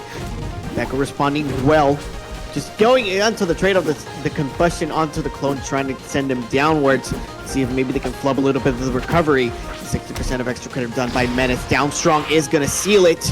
Ooh, Final stocks. Last game, last stock. Here we go. Yeah, up B not gonna kill just yet. Might have been EX, but not having a suboptimal DI is Vecho just gonna survive a bit longer. 105. Awful position to find yourself in. Has the double jump reset. Beautiful mix-up from Vecho. That was right way now, too close. another lease at life. 31% onto the cooldown. Not managing to kill. get the EX on that one up special. 130% now. Oh, almost trying to get that one up air. It's going to hit the clone, but it's just going to bring out a little bit of dark cloud. That's going to be right on that corner. 130% to 74. Now trying to get those up tilts in going. Vecho trying to actually escape the grasp of the golden monkey. That is Menace 13. And moving on right onto the side. The fair is going to miss. Actually, slowly but surely combustion. Sending him upwards. Differential, very different. Oh, my God. There it is! And Vecho, with a ridiculous comeback in Game 5, just repays Menace for everything that he was supposed to die to in Game 4. Damn, fucking G's to both of them. That was a good ass set, honestly. Honestly, when Menace said that you guys can't wait to see this hype as fuck set, like they did not disappoint. That was an entertaining match all the way through. GG's to both of them regardless. Really fought it to the bitter end. Super fun to watch. Definitely. You can tell like these are two really good players. Alright. Yeah, I mean, and these are two who you don't really see fighting against each other all that much, but Menace, once again, bringing us to a Game 5, but once again, going to be the one to falter in the end, as Menace will be dropping out of losers this time around. Really, really good showing by Menace. Vecho, just as anti-predicted as well, by the way. A little bit favored onto the end, but not without sweating, because boy, did that Force Burn sweat more than the Hodon did, for sure. Alright, let's take a look at the bracket here real quick. As you guys can see, Vecho taking a very, did I not update it? What the heck? Anyways, taking a very close losers quarters match against Menace to move on to top 4 here at loser semis, where he will take on the winner of our next match for losers quarters between Dokayo from Costa Rica versus the real man from Virginia. So let me get that set up real quick. All right, and in winner's side, you know, we saw Dokayo taking only 1 stock off of CheesyPotato, and honestly, you know, that is an understanding feeling, because that Crag is a monster. But right now, you know, you're still in the tournament. You still have to make your way back up. And how do you reset your mindset coming off of that loss? It's gonna be super interesting how they're gonna pan out. Dokayo has a little bit of a hill to climb because of the mental, right? The real man is somebody else that's a seasoned veteran in this game. You don't know how you're gonna stack up against one of those mainstays, those main names from the scene. So how Dokayo is gonna fight him is gonna be super interesting. Yeah, it's a question, as the real man with that Zetter, very, very terrifying to find yourself up against as the Rano, right? You know, you find yourself on the receiving end of a single edge guard from either of these characters, you might immediately lose a stock. I believe that the first character to end up going off stage a little bit too far is the first character to die. Yeah, true that. And keeping in momentum, the first two characters that were showed off for Rivals 2 are the characters that we're going to see right on our screen. So just keeping that hype up for what's going to be Aether Studios' next fighter. Slowly but surely trying to look for those games as we continue to actually move on forward. Hell yeah. Alright, let me find the gosh darn match before we actually get hyped about it. So give me a moment. But for those guys who are watching in chat, hope you guys are hope you guys are enjoying this tournament so far. I just want to give a special shout out to 956 Productions for giving me the opportunity to actually represent this game more here on a biggest stage. Remember, this is an online super major from the same people that did Anime Evo. So again, thank you guys so much for just being here. I really appreciate it. A quick reminder for the Matcherino, if you guys don't mind. Let's actually check the Matcherino real quick. We're currently at $9.30 with, I believe, with 34 codes remaining. I know we can do better than that. So if you guys can, please be sure to, or actually not if you can, if you guys should check out the Matcherino, because you get to collect some free codes. So how does it work? You go into the Matcherino, you go where it says claim code right here, you just click on it, and that's about it. That's easy. And just like that, you get to put in 25 cents into the prize pool for free. You actually don't have to pay anything. These are free codes that you could claim to add more money into the prize pool.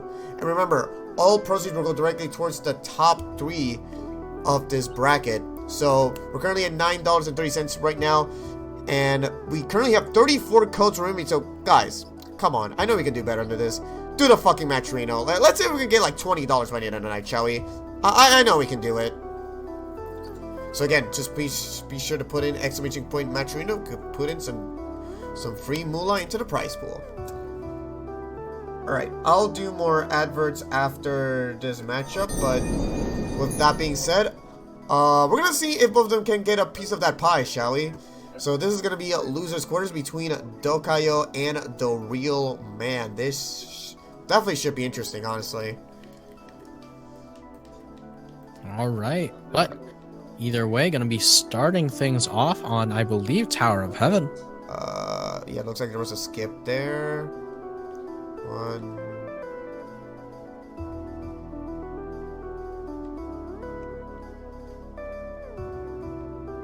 Alright, looks like we're gonna start dying south here. And let's go. Alright, and here we are, Tower of Heaven once again. We've seen this stage time and time again. And, you know, honestly, I don't blame y'all. It's a pretty stage. It is. It is. I we said it at the same time. Yeah. Oh, okay. So 52% now onto Lorano. You know, Dokayo is actually doing a really good job of trying to maintain at least a pretty close game versus the Zetaburn. Unfortunately, just landing on the platform is not even able to actually hit those poisonous needles. It's going to be super important for him to actually maintain that options. Good DI on that. Usually when we see actually somebody getting hit with a down strong, it could be a little difficult for them to actually DI it, but no DI available if you're going to get hit with the purple stuff.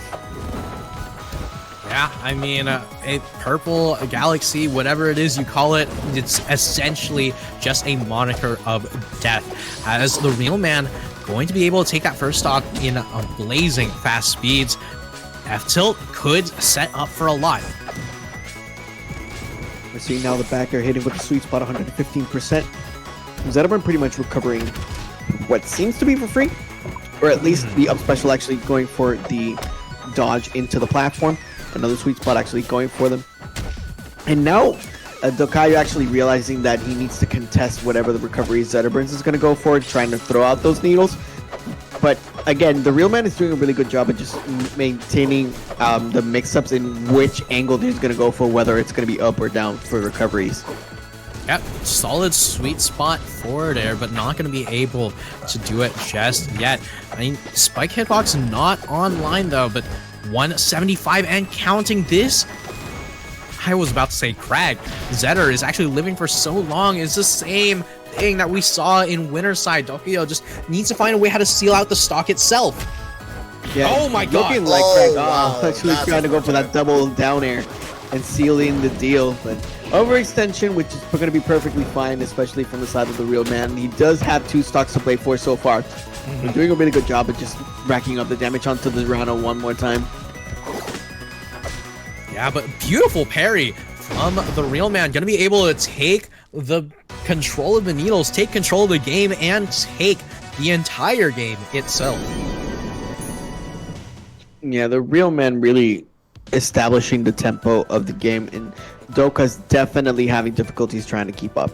I feel like the speed of the game is working on the real man's favor, and it is, I think, the opportunity that Dokayo needs to actually start slowing things down a little more. I don't know if you would agree with me.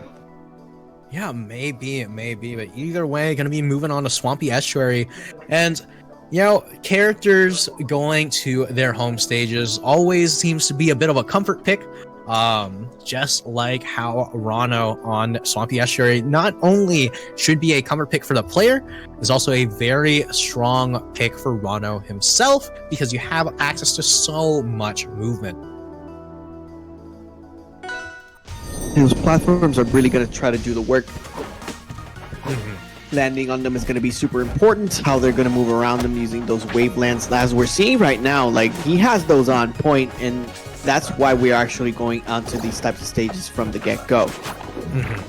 Yeah, and with a beautiful parry on the fireball to start and the tongue, Dokayo now has a full-on percent lead, and this is very, very huge for this matchup. You know, you can get that percent, you can get that hidden, you can get that stock.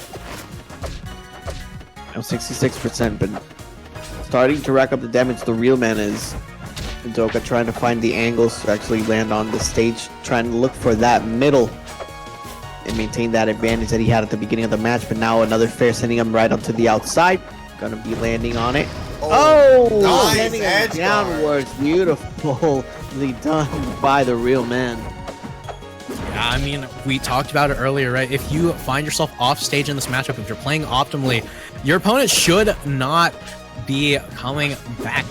You know, like, just don't find yourself off stage and you should be fine. But right now, Dokayo, very, very close to the side of the stage, very, very close to the blast zone, effectively speaking. Try to pop it up a little bit more. Going for those down parries. Yep, that's going to be down strong, effectively. Beautifully called by Anti too. So 55% so far. And racking up the damage onto the Zetterburn and moving slowly but surely. Trying to get those combos going as well. So really good job of actually using a lot of the grounded melee attacks that could be a little bit underrated by Rano's side to actually get some more percentage in. Yeah, I mean, right now able to sneak back onto stage. These tongue slings have been doing so much work for Dokayo. Just jump straight over these parries and able to just weed out all of them, but not able to punish them in time, as the real man gonna take another stock for his troubles. 14% now, starting to be a little bit on fire that time. Gonna get that command grab onto the tongue with the bubble. 52% now.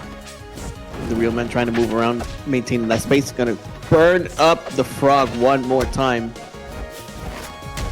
Doka doing everything that they can to maintain that stage control, but man, the real man is not really letting them have it. Yeah, I mean, the real man just trying to make sure that Doka just doesn't have the opportunity to really play the game. These edge cancels just barely not coming through. On fire, not in trouble just yet, but one Takis could do it. They're trying to go for it. Sweet spot back air hitting that time. The needle is not going to connect. First, Zetterburn actually going upwards that time, up strong, moving right up to the side, dash attacks, hitting as well. Corner pressure by the real man, mixed up on the recovery by Doka. Just lands on the first hit of that up special, grabs him with the command grab one more time, and Sweet Spot back air hits that time, but because the bubble was on the way, he wasn't able to close out that stock. Yeah, I mean, it's a big question as to whether or not Doka's going to be able to take the stock, and one parry to do it, one stock remaining. What was looking insurmountable is now just a hop and a skip away with the Nice. Shoryu, going to make sure that that dream dies immediately. Instead of remember 2 games in a row. Hell yeah. But Doka's has been playing a lot more poised in those later stages of the second match. There was an opportunity, like you mentioned, for them to make a comeback because we saw the offense actually starting to wrap up and actually deal a lot more with the pressure that Zetterman was throwing out. Not quite being able to close it out, but let's see. He's definitely going to need 3 games in a row. Otherwise, they are staying at home, but not playing any more Rivals of Aether and Vortex Gallery. Oh, definitely not. Alright, so we're here at game number 3, and I don't think we've seen this on stream before. I think it might have been the first one through Rouge Round 2, but it looks like we're going to High Dive Hideaway. That we are, it is going to be Hodan's home stage, but it is still effectively the same as Treetop Lodge. Beautiful, beautiful stage. I love the little personal touches that they add to every single little thing. Oh, definitely. It's like the Omega version of their stage. This is the same thing, but just add like something different cosmetically, and I kind of prefer this version than the original Treetop Lodge as a Maple main, honestly. It's just very relaxing, Yeah, the decor looks really cool too. Can't really complain about that. Definitely. But now it's going to turn violent as we're going to get into game number 3 as the Real Man's leading 2-0. Will Mr. Dokayo get a point on the board? Let's find out. Here's game number 3. All right now, game number 3 on High Dive Hideaway. This could be very big. Now, the thing to note about this stage, there's so much more space between the sides of the stage and the blast zone. Right? Really? You have a lot of time to spend off of the stage, and you have a lot of leeway to really mix up your recoveries. So it does give the opportunity for both characters, I feel, to actually, as you mentioned, just try to look for different ways to actually get onto the stage. And most of the opportunities actually, unfortunately, not going to be used by Doka right there. Not being able to cancel it, I believe they already had used the second jump, right? So they were counting on actually hitting the wall to actually get that hop before actually trying to use that up special again. Yeah, I mean, honestly, it's going to be pretty rough for the Real Man, actually. I was going to say for Doka if this continues how it is, but with that fair spike able to even things up really, really quickly. Very, very well placed punish for the Real Man, though. Recognize that if you parry a tongue, you had a fully charged strong attack in response. Really good job by the Real Man, too. Not that much space that Doka can really go for. Down here, hitting on the side now, considering back hitting him with the Shoryu. Defensive option, gonna throw out with the parry, but 103% now. Burning alive is the Frog, moving him right onto the right side, and now momentum starting to shift. Not quite enough, as Down Strong is gonna connect, possibly taking Doka on his final tournament stock. Yeah, I mean, Doka on the back foot right now needs to find some way how to steal out the stock really quickly.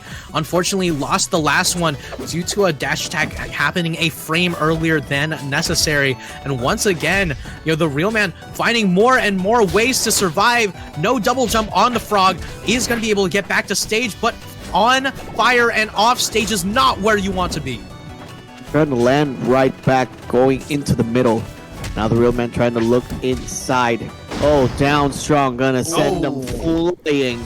So actually just goes right through Rano. Expects him to actually dash forward and goes for the Down Strong, sealing the fate for Doka with a clean 3-0. GG's. Yeah. GG's. Really good match between those two. My goodness. Alright, I mean, it might have been a 3-0, but we can see Doka really start to shine towards the end of that. All right. Definitely some opportunities to actually get some more offense in. He was throughout the match, it felt like he was getting a lot cleaner in his execution of the moves, especially when it came to the grounded offense, right? And as soon as I actually started getting onto those sour spot back airs with the head fall, a lot of those conversions were actually trying to rack up that damage onto the Zedderbrin as much as possible. Not quite being able to close out those stocks actually cost them a lot of offensive momentum. And the real man actually capitalizing, having the majority of the stage controlled throughout the entirety of the match, as well as a lot of more cleaner execution and prediction of where the Rana was going to go in the first place for recovery. Yeah, I mean, definitely something that you have to be having your wits about yourself, right? Because otherwise, this Rana is going to find itself getting burns, right? You know, that Zedder is so terrifying. And Vecho having to deal with the real man on a huge tear in losers is something that would be very terrifying to see. Yeah, we do have our top 4 right here. On winner's side, it's going to be CheesyPotato versus Elkiies. And then on loser semis, we're going to have Vecho and the real man. So, Alex, whatever you choose to run first, it's all up to you. Well, we're actually going to go to winners finals in just a bit, but let's take a bit of a break and actually say thanks to some of our sponsors, if you don't mind, shall we? Sure, Yeah, go ahead. Go for it. Alright, so we're going to take a quick ad break. So, let's do this. Alright, so first off, obviously, what you guys seeing is all part of Vortex Gallery Online 2023. If you guys don't know, this is an online super major brought to you by the same people that brought you Anime Evo. This is actually an online super major consisting... first off, it lasts an entire month and it consists of more than 100 brackets featuring various games and various regions all across the world and very different communities.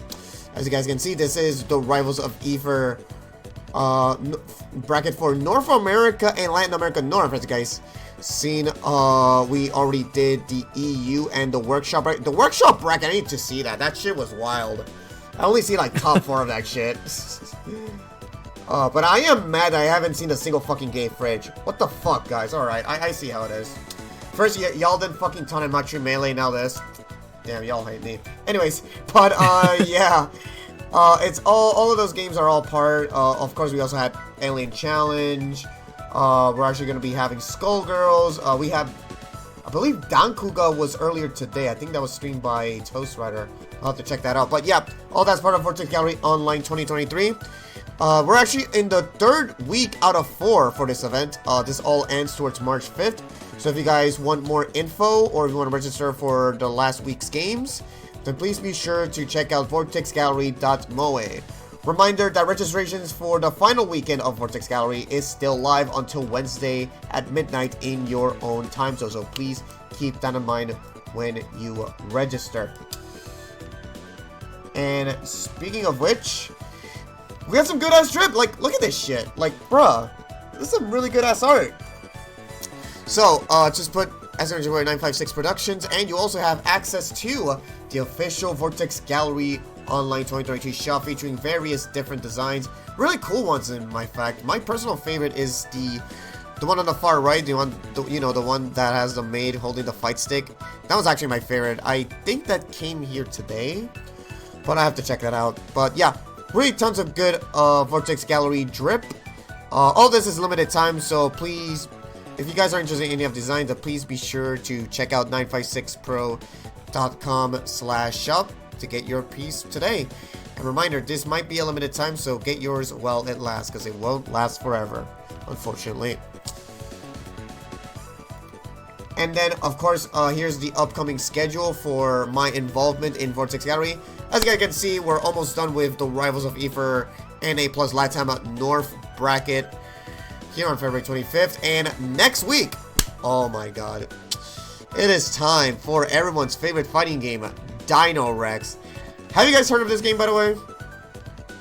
I have not. Good. Huh? I'll be okay. I think I need to DM you some stuff after the stream. Jokes aside, this is literally one of the worst fucking games of all fucking time. It's a dinosaur fighting game. There is no side switching. Some of its dinosaurs sounds are ear-piercingly loud. I don't say that lightly. But jokes of all, I'm making you guys fucking play it, because fuck you, that's why. Anyways, that's actually going to be next week on Sunday, March 5th. That's actually going to be the grand finale for Vortex Gallery Online 2023. 3. That's gonna be at 8 p.m. Eastern Standard Time. So hope to see you guys there. But there's also a very special surprise that I'm actually gonna give you guys for Dinorex. And there it is. It's Todd himself. It's SawCon 3D, the next dimension of competitive gaming. Todd is back once again in the 3rd edition of Frog Crew's annual major, and he wants his revenge. This time in the unknown world of the 3rd dimension. This is actually going to take place in April Fool's weekend from March 31st to March 31st to April 2nd, I meant to say. And yeah, there's going to be a lot of games. I cannot say which ones are going to be in it right now, but let's just say things are going to get 3-dimensional. But with that being said, one thing I can tell you is you can actually see the world premiere trailer for SawCon 3D during the Dinorex bracket right before we start top 8 on March 5th. So if you guys want more info over that, then please be sure to type in the words SawCon 3D to get more info. Again, SawCon 3D. We're gonna do the world premiere before the start top 8 at Dinorex, and yeah, we'll see you guys there. And yes, we're doing it first to 3 that time because I fucking hate you guys. Fuck you. Anyways, moving on. Oh yeah, and I just want to give a special advertisement for my bestie Honey T-Star, who is a really good artist. She's actually kind of short on money right now, and she actually needs a bunch of that moolah for both live stuff and to buy a new cosplay at Comic-Con. So how can you support her? By buying some good art, of course. So if you guys want, she's currently doing $12 for sketches, well, $20 for fill, and additional headshots, half body, and all that good stuff. Now, she does really good art, so if you guys are interested in getting a commission from her, I really recommend it. She needs a lot of your attention. Commission. I think it's, yeah, with an S. And there you go. Please be sure to DM her via Twitter and get some good ass art. Again, what else can I say? Shout out to my bestie Audrey. Love you, bestie. If you're watching this, that is. All right. And then last but not least, we do have, of course, the Matcherino. Our good friends over there asked for with some free codes, which, if we can take a look here right now, we're currently at $13.95. Can you believe it, guys? Damn. So, oh, as a matter of fact, we actually received a $25 donation from Inverted. Thank you so much, sir. And again, oh, what the fuck? Wait. Hold on. That doesn't sound right.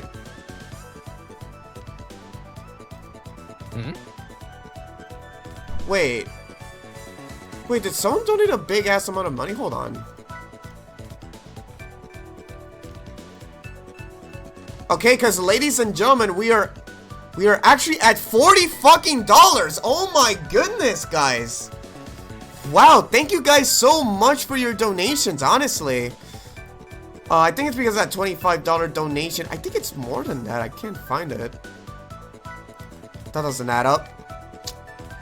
Oh well, whatever. Regardless, despite all that awesome moolah, we currently have $27 left for free codes for you to claim to put more free moolah into the prize pool. All you have to do is just click claim code, and you'll be able to put 25 cents for free. Yes, for free. So all proceeds will go directly towards top 3. So if you guys are interested, then please be sure to type in !Matcherino, and yeah, do the fucking Matcherino. Let's see if we can get like $50. I know we can do it, guys. Come on. All right, my breath. All right, so this is it. We have finally reached top 4. What do you guys think of this bracket so far? Yeah, I mean, it's been an exciting one. It's been a long journey. Glad to be a part of it, and here we are towards the very end. Just about to head out to winners finals. The top 4 remaining onto the bracket of Vortex Gallery. So surely to be exciting as we start wrapping up all the Rivals of Aether that's left to be played. Possibility of at least 1, 2, 3, 4, 5 sets. If there's a reset, it would be 6 if I'm not mistaken. It's finals. Finals. No, grand finals. 5 sets. Let me check the bracket real quick. Let me set this up real quick. So next up on stream is going to be between CheesyPotato and Elkiies. And I think that might go into a Crag mirror match. Oh boy. Yeah, I mean, that's definitely a possibility. Both of these players very, very strong with the Crag. Elkiies does have a lot of other characters under her belt, though, so you have to be ready for that. But for now, you're going to be starting things off with the Crag mirror match.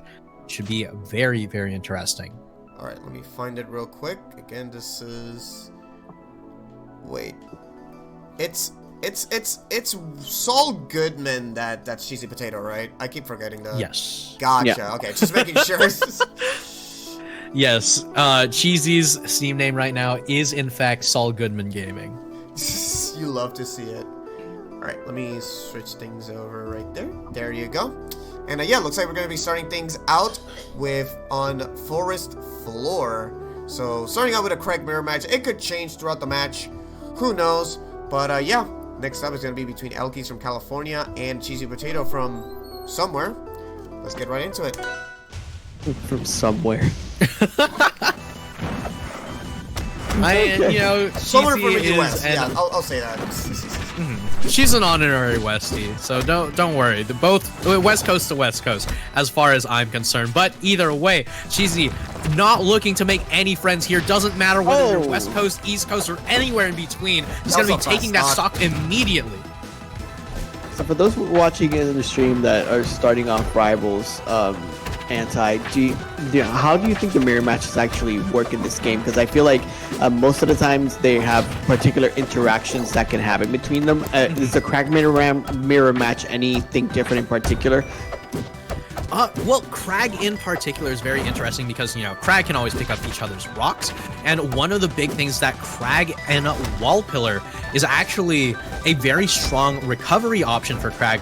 But in the Crag mirror matchup, you can use your pillar to destroy the other Crag's pillar. So Wall Pillar isn't really as strong. You can see that Elkiies is just going to be dropping straight down to try to make sure that Cheesy doesn't have the opportunity to make use of this Wall Pillar. You know, they're so willing to just throw themselves directly at each other and take the stock.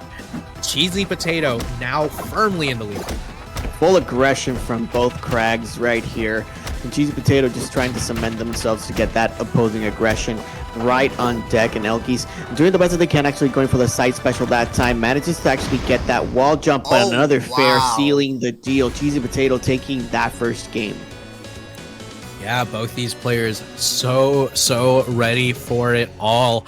And we are going to see only high octane content right now. CheesyPotato firmly in the lead.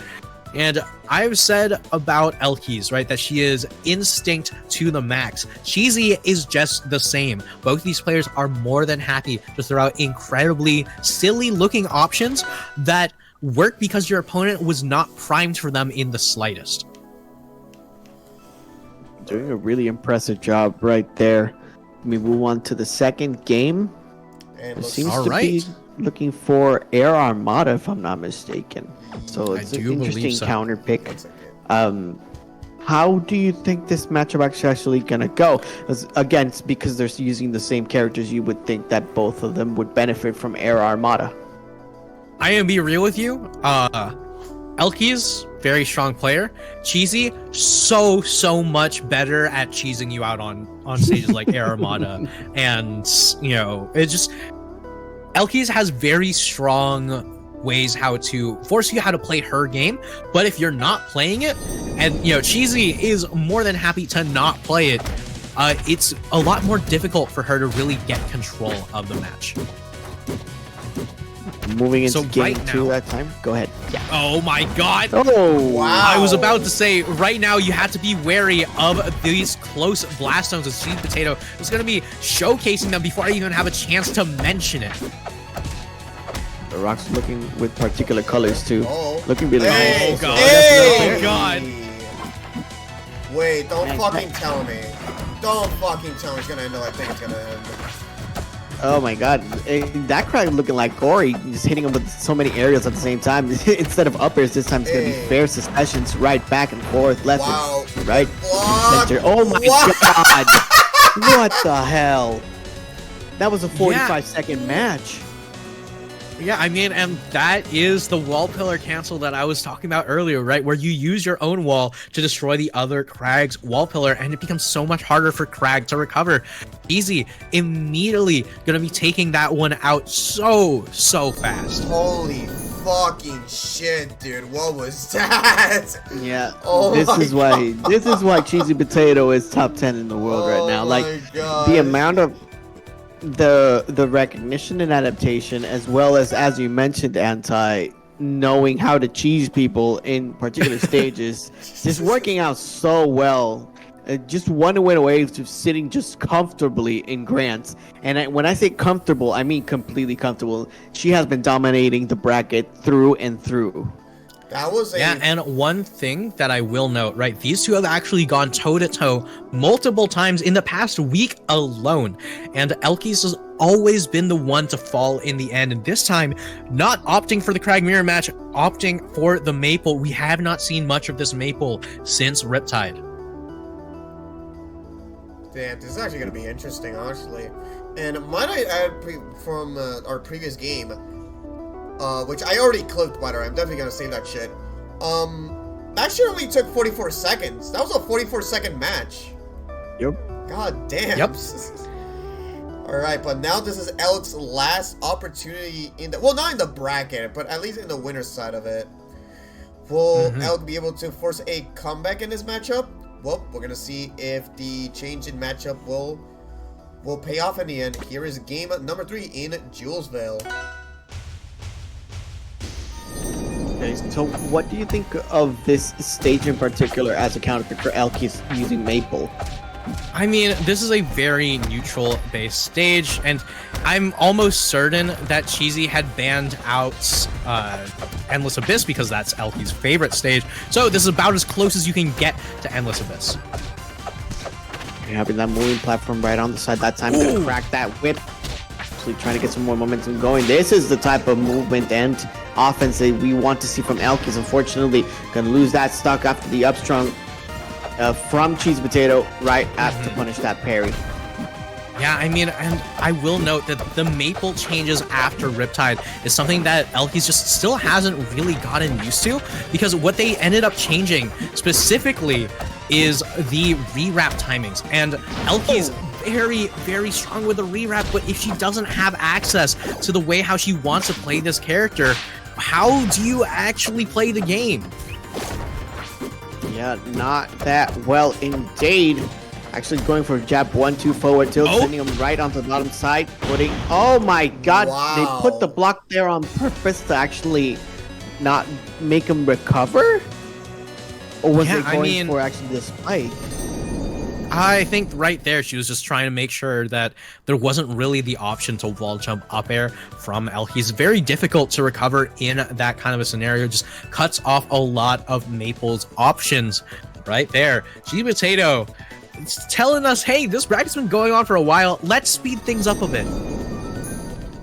Pretty much a speed run any percent. No cheats, or maybe at least some cheats allowed. CheesyPotato has been playing like a computer. This is looking like a task rather than just a regular speed run.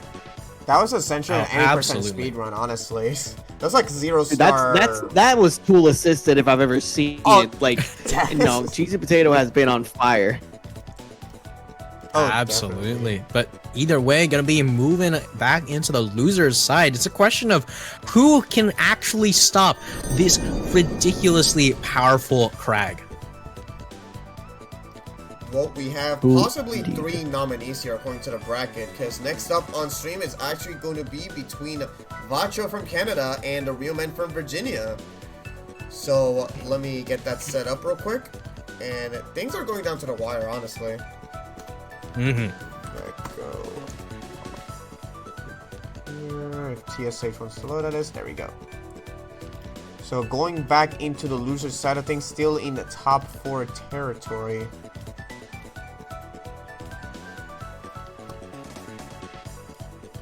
Nice.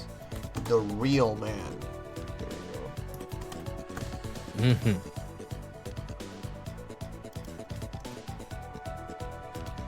Alright, there you go. We should get started here. And yeah, possible Force Burn versus Zetterburn matchup. What do you guys think about this? Yeah, I mean, honestly, this is it seems like we already have a score in. Wait, what? But oh no, that's from the last game. My mistake. I need to reset it. No worries. Alright. But yeah, you were saying? Yeah, I mean, as far as this match is concerned, incredibly volatile. I mean, honestly, who's surprised at that point that Forsburn would be that Forsburn versus Zetterburn would be volatile in any sort of way? Like, that's no surprise. But either way, the point of the matter is, Forsburn has ways how to keep Zetter out and how to force Zetter how to whiff in neutral. Zetter, on the other hand, has ways how to absolutely demolish Forsburn if he can get on top of him. And whiffing moves in neutral is how Zetter plays neutral. And moving into the match, it's going to be the first stage of the game. Tower of Heaven going to be played versus Vecho versus the Real Man. I do apologize if I slur a little bit of my words.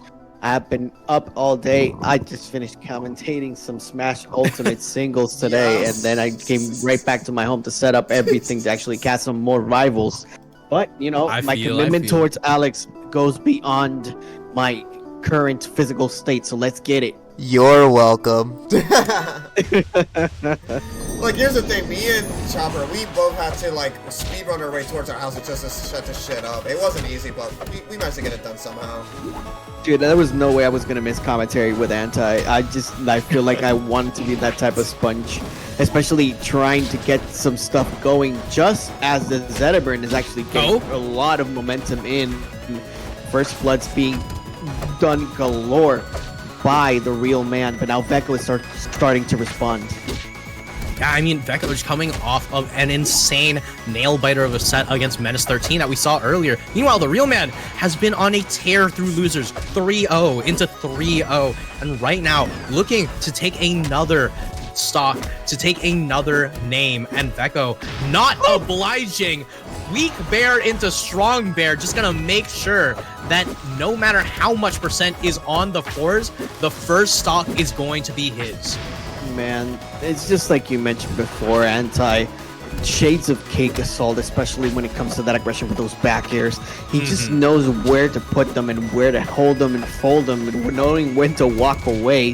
Just looking and all that damage actually being racked up. Oh my god, another beautiful conversion. All of that was a 0 to 100, 0 to death, or whatever you want to call it.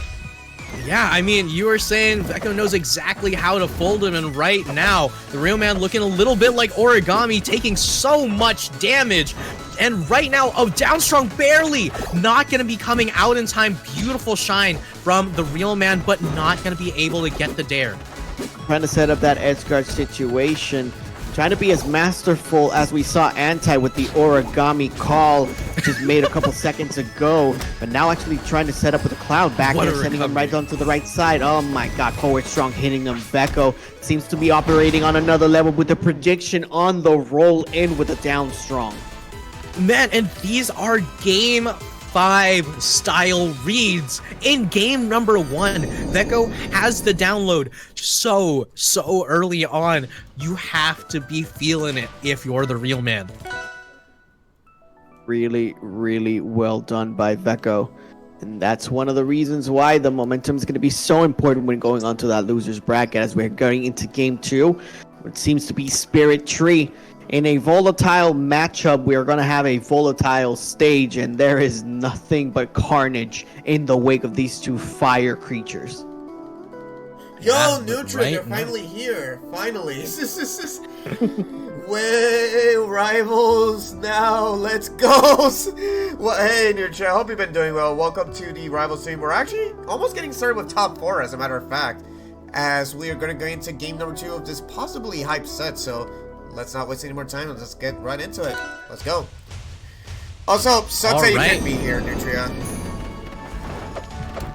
Yeah, and alright, going from one incredibly fast game to an incredibly volatile stage. Spirit Tree, so close. Blast zones, literally any back air, any forward air, any down air could lead to a kill, and there it is, just as I'm mentioning it. Man on a mission, for sure. Man, he touched... the comparisons to Keikisol continue to appear as we continue to progress throughout the bracket, and it feels like Keikisol actually hits another gear as soon as he touches Losers bracket, and that's what we're seeing from Vecho. But now we're seeing the real man actually trying to shut me up, getting all that damage in onto the first burn, now getting him up to 121 onto the left side. Now Vecho responding back with some offense of his own. Down strong, gonna hit a couple of up airs from the clone and himself for 101%, and now throwing out that up strong with the first hit. Slowly trying to get him with the parry. Yep, that's a stock. Yeah, I mean, I thought he was going to be going for a down strong, but Vecho knows exactly the spacing, knows exactly where to be against the real man. And it seems like these two have played before because Vecho knows it all. And just as real man knows what Vecho is looking for, down strong from the real man to take things back. Such an important tool to actually get those back airs in. And then 95% now trying to set him up. Actually went for the mix up that time, so actually hits him with forward strong one, lets him go down strong, gonna seal it. This fate 2-0 from Vecho.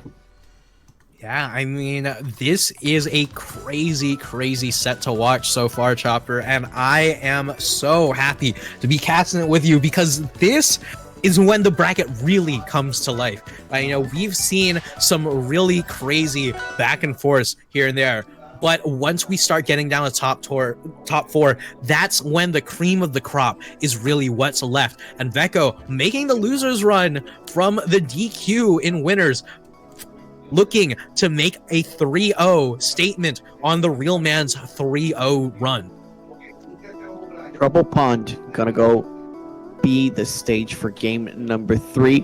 Gonna have a lot more platforms right across the stage. Not gonna be as volatile as we saw before with Spirit Tree, but still gonna be super important to actually have those movement options available to you if you're gonna be Zetterburn. So hopefully this can work out for him. Yeah, I mean, it gives you a lot more of those movement options, but it does give Force a lot more recovery options. So it's a question of, can the real man make use of this for advantage? No, this is a very terrible situation to find yourself in. Yeah, precarious indeed, especially when you have the recovery as Zetterburns that could be very susceptible to actually getting gimped on the side. And just like that flip of the switch, we already have 93% onto the Fire Lion. Recovery going to be done safely as well, trying to mix him up with the clone on the side of the Force Burn, but the real man not letting him have it. Yeah, the real man still looking for the kill, able to rack up so much damage, but the first stock is what matters, and Vecho almost able to do it. Weak Bear not getting the strong hit follow-up, but a strong forward air from the real man to take stock number 1. First time we're seeing a full stock lead from the real man. And that was just a guess. The clone actually went upstairs and he just decided to hit the one that was lower, effectively actually getting that stock. But responding back, Vecho is with only 17% of extra credit. Now a little bit more considering he is currently on fire. There's nothing to be mitigated, especially since it's so early in the game. Yeah, but Vecho right now starting to cook. You know, been on fire for so long. He can cook with his own hands. And right now, seems that Vecho's just trying to find some way how to seal out the stock, whereas the real man is trying to find some way how to get some sort of control, but you're not going to be able to get it with this stock. Potential tournament stock for the real man. Really good showing by Vecho and the real man as they continue to apply the pressure onto each other right on the right side. So Fair is going to connect him with 104%. All the extra credit is going to be trying to rack up 64% now.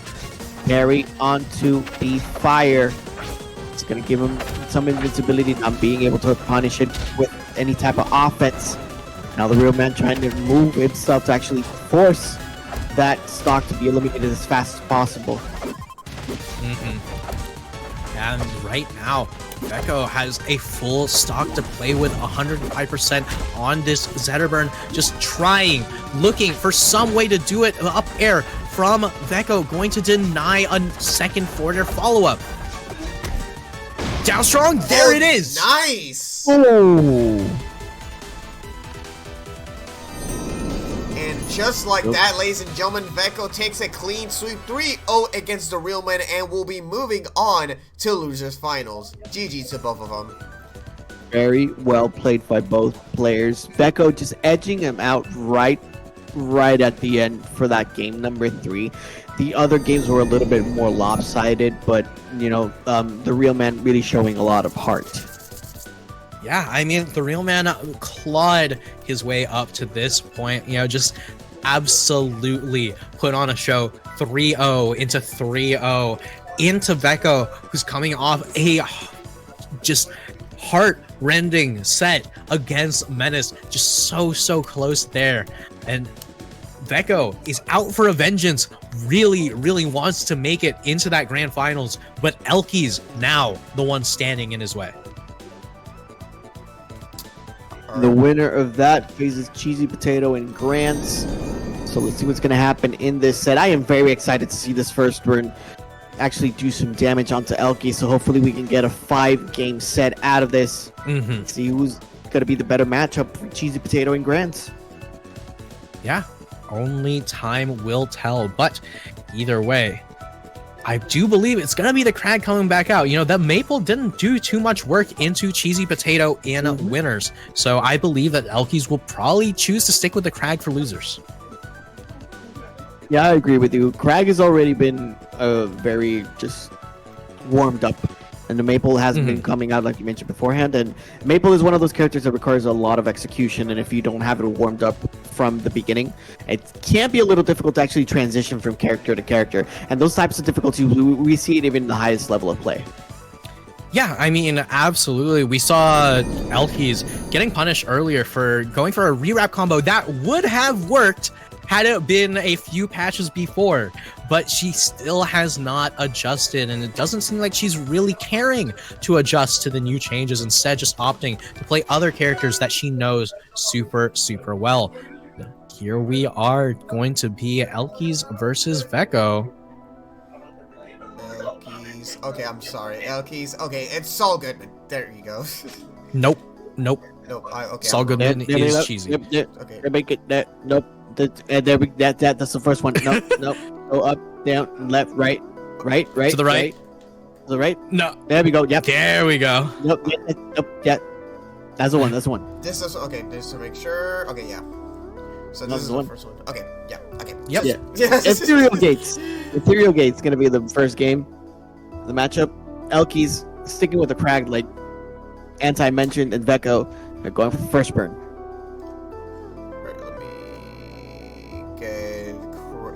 Craig out here. Let me get a similar color just to fit them, and this could work enough. Let's get the Abyss colors. All right, and Ninja, can we get a Vortex Gallery 2023 Part 2? This has been a hype month. Yeah, I don't blame you. Vortex Gallery is always a good time, honestly. Like, just all these communities going on and showing off other games. Like hell, I had a massive time streaming Waku, Landmaker, and KO 2003. And next we're gonna do your favorite game, Nutria, which is Dino Rex. So hope you guys stay tuned for that. But let's get right into it. All right, Ethereal Gates. Oh my god, I was talking about it earlier, where Elkiies is, you know, just more than happy just kind of throw out any sort of move in neutral as long as she sees it fit. Right, and the Forge Strong amounting to a little bit of early damage, but Vecho instead responding with very textbook combos to lead her all the way to 99 and into the triple digits. Going with a lot of damage being racked up. I really like that wait before using the second jump by Vecho, just to avoid getting hit by that boulder of a rock from Crag. And just slowly now trying to climb up that damage one more time. At 90%, it's still a danger zone for Firstborn, who's surprisingly super light, and considering the fact that Crag is strong as hell, not surprising in the slightest that he's been surviving this for so long. 173% now. Oh my god.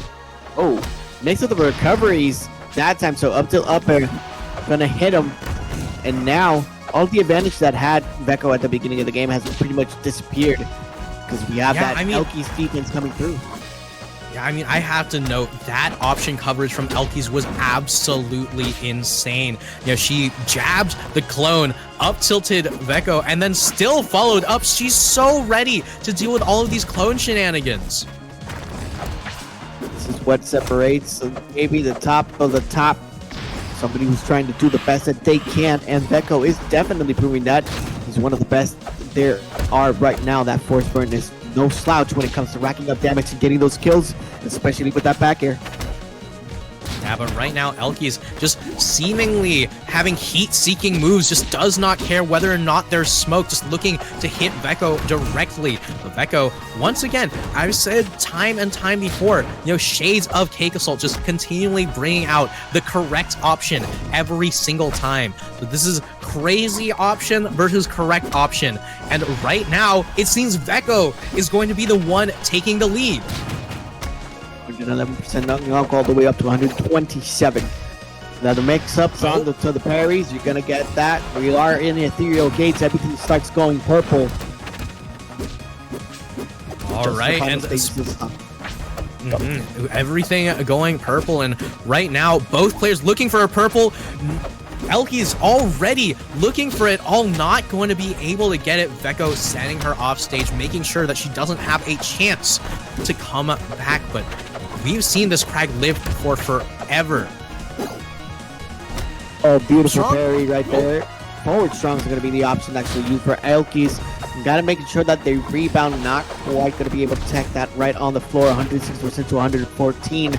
So moving on with the up there. Oh, nice. That's going to steal it. Elkiies taking the first game. All right, and Vecho continually putting up a huge fight, but Elkiies still going to be able to eke it out in the end.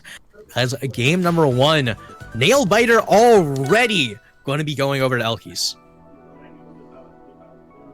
Moving on to game number 2, we are going to go to the Merchant Port. One of the most neutral of neutral stages. According to Anti, the platform movement is going to be super pivotal, especially for why are you laughing? This is my favorite frame maker stage. Merchant Port. Oh my! I need to give that game a shot. Actually, that game seems interesting. I gotta play because I got the Kickstarter. Oh really? Sweet. Sick. Yeah, I got the Kickstarter, but I haven't played it yet because I've been doing other stuff. Anyway, so Merchant Port gonna be the pick for game number 2. What do you think of this counter for this particular stage? How can Vecho actually respond better to what Elkiies is trying to do? Honestly, one thing to take away from the last game is that Elkiies is surviving for such a long time. It's so difficult for Vecho to actually land the kills. And with this stage, the Blackstones aren't nearly as far away. You have so much more room to work with. Vecho has a lot more neutral opportunities, but it's a question of how much he can actually make work. Not much from the beginning of the match now. A differential of only about 6%. Forward strong is going to come out by Elkiies, just racking it up slowly but surely.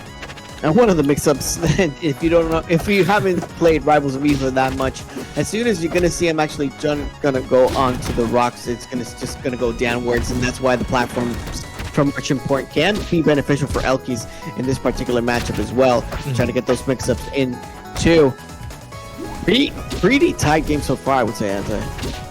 Yeah, I mean, it's back and forth, but Elkiies still going to hold on to this stock, despite getting hit by the down strong, despite getting hit by these back airs, still holding on to the stock for a little bit longer. Vecho not able to cover the wall pillar. Now the boulder is going to come out. Big rocks coming by Elkiies, actually going to send him downwards, trying to respond back now. 141% down, the sweet spot back air, sending him right to the side. Vecho on the board. And right now, Elkiies, needs to find a way how to take this stock, and a parry will do it. Unfortunate for Vecho, did have the jab check, but wasn't able to respond in time. Yeah, getting a little overzealous when it comes to the offense, and Elkiies smelling it very nicely. Actually going for the 100%, now to 104, going in. Vecho trying to stop this crack from getting some damage in, but it's been pretty difficult. Yeah, I mean, one thing to note right now is that Elkiies just absolutely in Vecho's head, just knows exactly where he's gonna be at any point. She's got the download right now, and she's got down into the blast zone as Vecho now in a bit of trouble. No smoke, no way how to get back on stage, or so we thought. Elkiies show us a little bit of a magic trick, bring Vecho back on stage, and then sending him back off. Rocking on that left. Oh my god. He's dribbling that ball over like a basketball. She is. Really good stuff by the Crag. Moving slowly but surely on to possibly Vecho's last stock of this game. Now the Nair 130% going to be racked up. So it's just a one stock apiece situation. If Vecho can get some more stuff going, it could be a lot easier for him. 75% now. The fair coming out. Yeah, but right now, you can see that she's able, with the parry, to take yet another game, as Elkiies just one game away from having a rematch with CheesyPotato in Grands. Doing a really good job of just predicting what Vecho is going to do next. And again, the aggressive nature of Vecho is starting to get the better of them, and Elkiies is starting to predict when exactly the parry should come out when necessary, because he knows what they know. My apologies. She knows where Vecho is actually going to throw out set hitboxes, just to keep them, you know, honest when it comes to their approaches in the game. Yeah, I mean, like we said before, Vecho very, very good and very, very strong when it comes to picking the right option at the right time. But Elkiies always looking for the craziest option and forcing you to play her game. And if you're always picking correct option A, then it's going to be very easy for her to mold you to her will. Oh, by the way, Chopper, just to let you know, Vecho goes by any pronoun, so don't worry about it.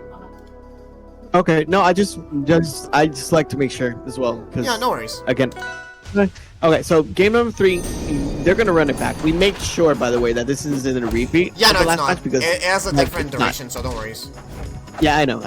But that's I'm just telling the viewers they're gonna run it back or whatever. And we are seeing it, Vecho actually starting it to turn it up right at the beginning, but Elkiies is not letting up. Oh either. my god! Wow, that was weird. No, that's that. What?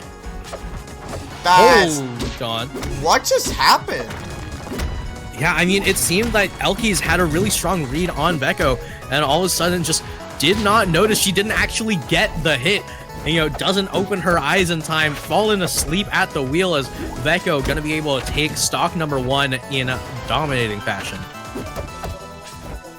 So far, so good by Vecho, trying to force his way up to actually go further. Force those game fights, but they need 3 matches in a row to beat Elkiies. And Elkiies actually trying to get that momentum back, 52%, now up to 66. Look at all that damage from all of those hitboxes. Look at that, the moves. Elkiies is starting to cook up some force burn stew. Yeah, but Vecho, you can see how he's been able to rack up a lot of trade damage over and over, but trading with Crag, not what you want, as she's going to be able to throw out an up strong and take out the stock way earlier than anticipated. After the lead that they got right at the beginning, it has dissipated into nothing. Only 21% of extra credit so far by Elkiies. We're starting to smell blood in the water. They want that rematch versus CheesyPotato in Grands, but the sweet spot back here not letting up either. Yeah, and right now you can see that Vecho is just trying to avoid a 3-0, trying to avoid a clean sweep, trying to get into Grands himself, as Elkiies with this Crag just continuing to throw out crazy move after crazy move. And it's a question of who's actually going to take it in the end. Setting up at the back here. Oh, sour spot up strong by the side of Elkiies. Now, force burn in a precarious situation as they move away onto the right side, actually trying to land on top of the Crag. 87% now, just waiting for the side B. Side special actually trying to get him and reach the roll one more time. Elkiies with the ticket to Grand Finals versus CheesyPotato. All right, and here we are, the run back of a lifetime. We saw a blazingly fast set in winner's side, and now in losers. It's a question if Elkiies really has what it takes to take 6 games off of CheesyPotato. It's going to be pretty difficult because we saw the level of play that CheesyPotato was actually going for. Winners finals this time around was a 3-0. It was a clean sweep. Though this time around in Grands, we are seeing that the Crag from Elkiies has heated up a lot more and has been going for a lot of good conversions when it comes to the boulder play and other type of offense that Crag can actually dish out. So I'm expecting hopefully that 5-game series with a possible bracket read so we can keep watching some more rivals. The physical side of me wants to go to sleep, but I am still pumped to continue the cast with Anti. So let's get it for Grants. Yeah, and here's the thing. Don't you have to commentate again tomorrow for Winter Clash? I do. I have finals for Pokemon Unite and then finals for Smash. Oh, so baby. That's a lot on your plate. Well, we're going to make That is a lot, yes. Let me make this as quick as possible. Oh, wow, that's interesting for a stream tool. Nice. All right, so CheesyPotato, of course, from the winner side, and then Elkiies in the loser side. This could go either way. I guess this could definitely go either way. What do you guys think? Yeah, I mean, it absolutely has the potential to, but I will say CheesyPotato has been continually getting the best of Elkiies in the past. So it's a question as to who's going to take it. My money is going to be on Cheesy. My money's going to be on Cheesy, but my heart is with Elkiies. Both of these players are good friends of mine, but, you know, gotta cheer for the underdog. You know, gotta keep up the Pinoy pride, right? But either way, I do believe it's favored for CheesyPotato, but the Crag Ditto should be fun to watch nonetheless. Yeah, it's going to be exciting just to see this type of level. Cheesy, obviously known as one of the best players in the world. Elkiies, no slouch. And the Crag has been putting in the work for this bracket in Vortex Gallery. So let's go ahead and start us off, Alex, with the first game. And we are going to see that mirror match for the Crags being played. This is Grand Finals, game number 1 in Jules Vale. Let's see CheesyPotato and Elkiies duke it out. Who's going to be the best of Vortex Gallery? But before we do, guys, donate to the Match Arena. We're at $40 right now. So if you want Elkiies, CheesyPotato, and Vecho to get paid massively for playing this awesome game, do the fucking Match Arena. Nutria, bully our viewers into doing the Match Arena as we get started here into Jules Vale. Let's get it. All right, and here we are, Crag v Crag, mano a mano, Rock v Rock, as Elkiies and CheesyPotato are duking it out already, just going blow for blow. This reminds me so much of a slugfest of a wrestling match, just constantly hitting themselves with every single punch and kick and back fist, and actually going onto the sides, putting up pillars, interrupting the recoveries, using that cheeky cancel onto the up special, and responding back with a forward strong just to tie things up with 0% each. Yeah, both of these players just looking to just throw everything and the kitchen sink at one another, just continuing to throw out so many hitboxes and throw out so much damage. And right now, no way that Elkiies comes back. CheesyPotato, stock number 2 already under her belt. That was so clean, but unfortunately, we are going to have an SD done by Cheesy. Need to be careful whenever it comes to these types of approaches. Now Elkiies is smelling blood in the water, trying to put that pressure in. That should be constant back and forth right onto both Crags. This is such a volatile matchup, as Anti has so eloquently mentioned throughout the entirety of Vortex Gallery. A lot of these matchups can be extremely dangerous and hazardous. A couple of up tilts actually going into the ping pong situation. Down air going to be thrown down by Elkiies. 94% onto CheesyPotato, who looks for the recovery. All right, and you can see that both of these players just looking to keep each other from getting a control of this set. Cheesy still had the other pillar, no rock available for her. Elkiies should be able to do it, not gonna be able to do it, but doesn't overcommit and does manage to take the first game. It's a big difference from the previous sets that these two encountered on winner's side. Elkiies is already on the board, so you know they mean business when it comes to crack play. Let's see what's gonna happen here in game 2. Oh, definitely. I definitely agree. My goodness. Alright, looks like we're actually going over to the forest floor.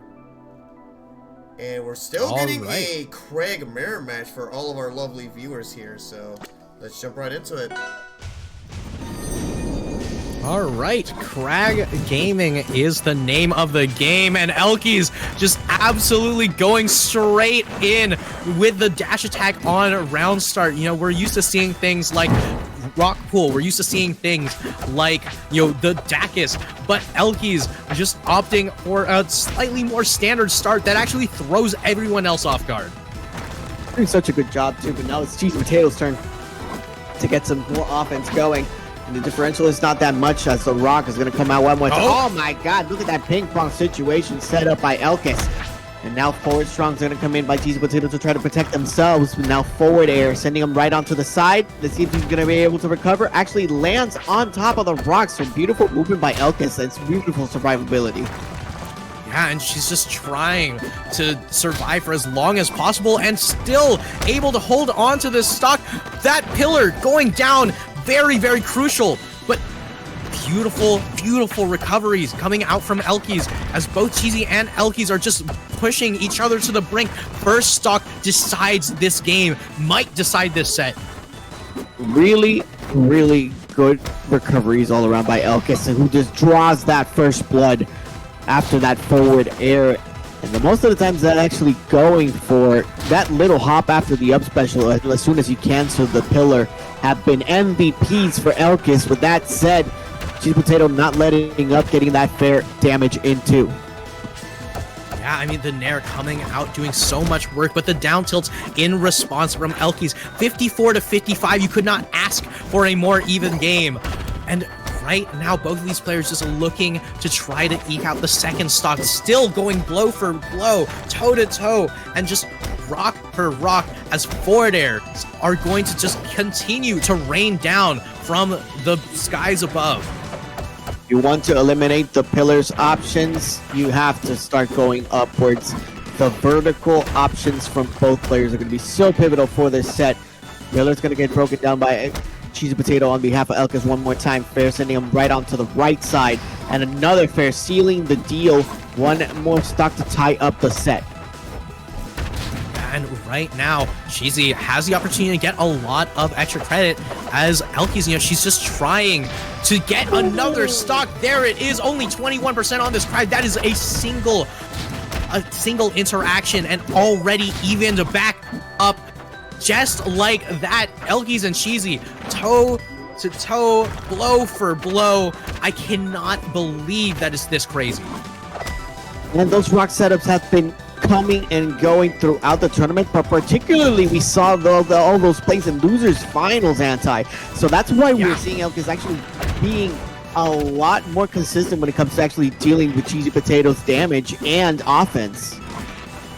Yeah, I mean, we saw in winner's side, it was so Cheesy favored as Elkiies almost going to SD, but instead going to survive just a little bit longer, just exactly for how much time she needs. Forward air, not going to do it just yet. A forward air in response from Elkiies, still going to be able to survive, doesn't end up dying there. Those recovery options are, Crack's looking like more like Maple, and that background is actually helping Elkiies with the creativity when it comes to actually recovery situations. And we're seeing CheesyPotato actually struggling to actually seal away those stocks right at the end of it.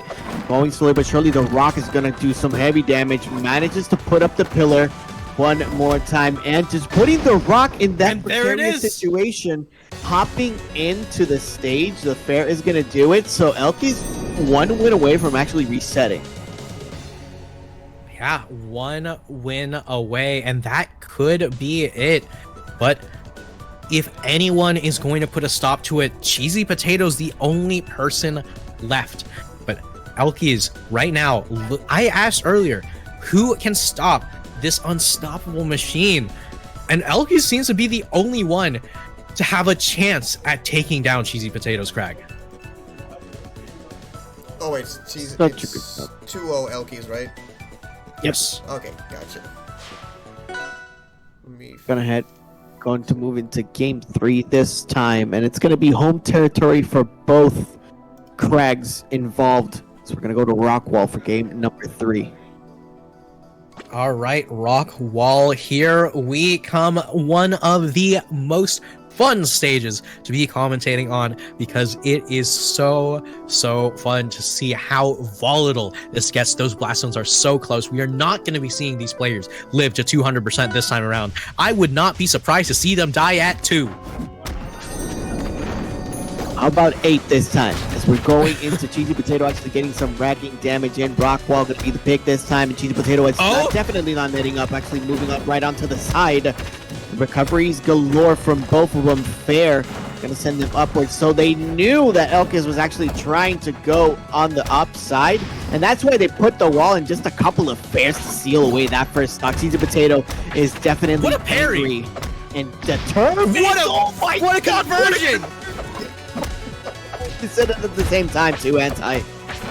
Oh dear God, you know, both of us on the same page, but right now nobody is on the same page as Cheesy, as the only thing that's written down in her page is Elkiies' name, but that page is in the death note, as Elkiies is right about to lose another stock, and Cheesy firing back with a vengeance. Just in case you forgot what it did to you in Winners Finals, let me remind you who I am and what I'm capable of. That is Ultra Instinct Cheesy right there. We're seeing him forced a game 4. As we're seeing, at least from my side, it's looking like the Fire Capital. So more distance gonna be done by Elkiies just to give him a little bit of breathing room and a game plan to see if maybe they can close it out and reset the bracket. Because do keep in mind, they need 4 more victories to seal Vortex Gallery as the first place. Yeah, I mean, this is an incredibly different stage from Rockwall. And it seems that Elkiies, honestly, I don't blame you for going for something completely different, because that last game was a complete and total wash. There's no chance in hell I would expect a run back, and seeing something that's the exact opposite makes a lot of sense. Just about to start this game number 4, Fire Capital moving in. Elkiies doing a better job of getting some more damage in this time around. But the more space that you have, the easier it's going to be for you to actually think things through, Anti. And I think that's what Elkiies is looking for this stage. Yeah, I mean, right now, one of the biggest boons that you get in on this stage, if you're Elkiies, is the fact that you're able to make use of your ridiculous DI. She's been able to survive for so long, not going to be able to get the kill just yet, but the fact that she's threatening for a kill while getting edge guarded like that is just a testament to how strong this player is. Keeping and paying attention to these players has been so ridiculous. Upstrong is going to seal away that first stock for Elkiies. CheesyPotato actually responding back, but for a few seconds as they send in the corner, and we're seeing that fair actually hit one more time by Cheesy. They moved into a corner right at the blast zone, and we couldn't see a thing. It felt like Dragon Ball right there as soon as we saw the power from the people actually moving so fast that they couldn't see it. 3% differential by these two Crag mains now. Yeah, you can see that Cheesy is just dash dancing back and forth, just waiting for a single option, and now she's waiting no longer, instead just opting for the kill, for the edge guard, and for it all. We try to move in further up now. Elkiies getting a lot of damage in onto Cheesy after that deficit. Going for the forward tilt that time. Dash attack going to send him out to the right side, not quite going to hit on the mark. In the back here, slowly but surely actually going forward strong indeed, Anti-forward strong indeed. Actually being able to throw out the rock and hit and destroy the pillar. It was too far away to actually get any type of wall cling. That is going to be the stock in favor of CheesyPotato, who's trying to force that game 5. Now misses a wave dash, but not going to be missing the punish. It's CheesyPotato just holding on to this stock and holding on to this possibility of denying a Grands reset. They're sending him right on to the left, and we're going on to that pressure after the down tilt dash attack and just setting him up with the Crag drop kick. We are going to game 5. All right, and we saw this once in a winners, and it was Menace. But this time around, Cheesy looking for a reverse sweep. This is it. This is the one game for all the marbles. And if we get a Grands reset, what in the world do you pull out? Because both of these players have already pulled out all the stops. If it ain't broke, don't fix it, Anti. And I feel like both of them are just going to stick it through with the Crag. And what better stage to have the possibility of a final match than Tower of Heaven for game 5? All right, and here we go. Tri-Plats. Triple game for CheesyPotato is what she's searching for. But right now, what's the beginning? A double rock pool. Nothing too crazy about that. Double rocks available for Elkiies. Immediately throwing one of them away. Throwing CheesyPotato off stage, looking for an edge guard. So moving up, setting it up front more time. Look at all those fairs combinations. And the DI ends by Elkiies actually setting up for even more offense in the air for CheesyPotato. Just back and forth right in the corner, just fighting. You're constantly just doing so many aerials back and forth. It's at 121. Now going up with a fair one more time and actually setting up the pillar onto the side, but Elkiies manages to recover and looks for the safe space. Yeah, right now you can see that Elkiies just trying to find that first stock, has the percent lead, but neither of these players seem to even care about what percent they're at, just looking for the kills themselves. Looking so crazy. First blood by Cheesy. Those fairs have been clutch throughout these games, and 1-2 down to 1-2, actually not DIing forward or backwards. 71% actually going in. Further ahead, 195% now. Cheesy's defense is starting to shine a lot more, Anti. Yeah. I mean, right now you can see with that downbeat, that should be the stock.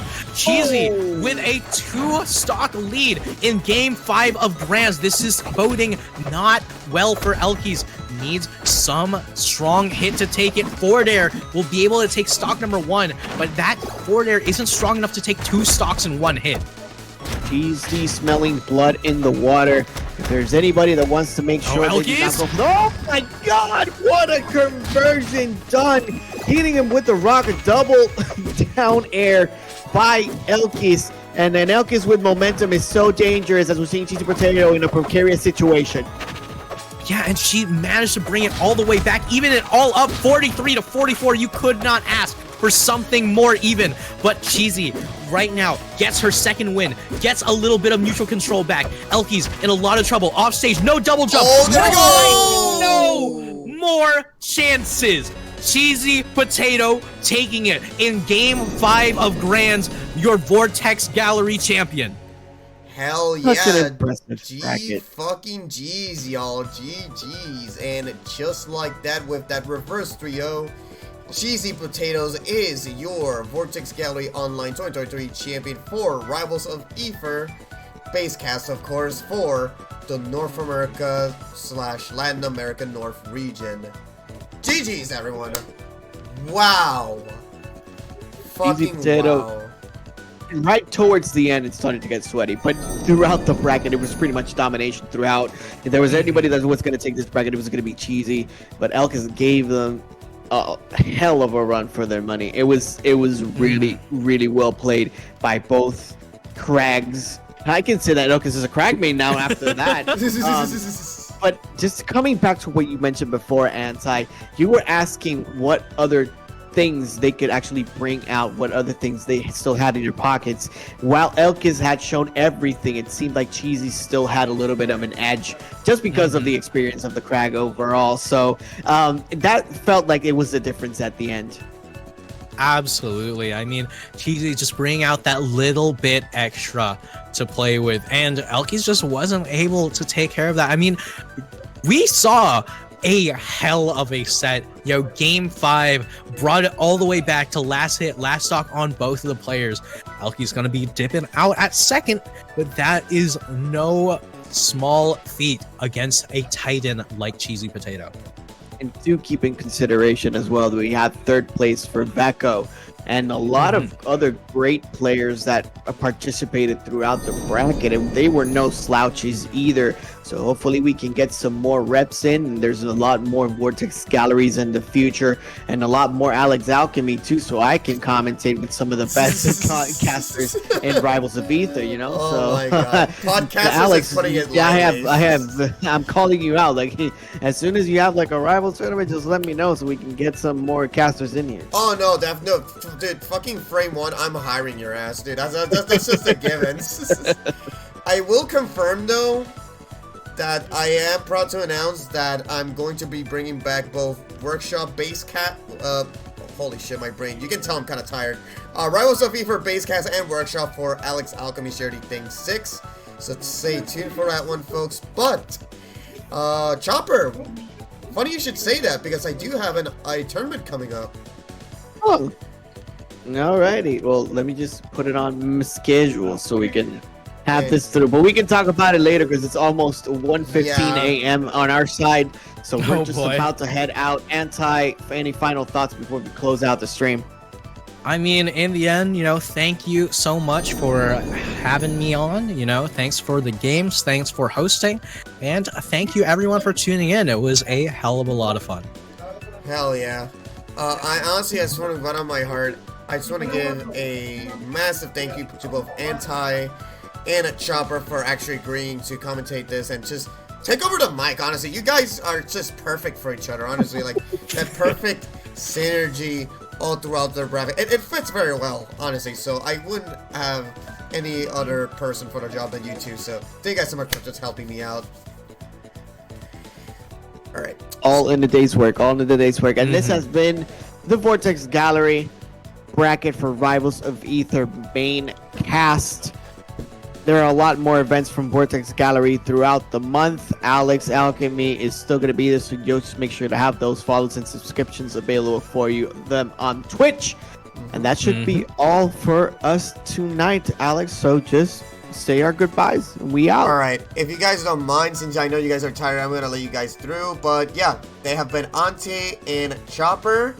Thanks for just coming by. I'm going to take over for here. But yeah, please follow them on social media, by the way. Anti on Twitter and Chopper25 also on Twitter. So say goodbye, guys. All right. Later. Take care. All right. I'm gonna deafen myself real quick. But yeah, thank you guys so much for watching. Let me do some ad reads before we raid towards our next match because I believe the Dead or Alive 6 bracket is still going on right now. But gonna get this out of the way.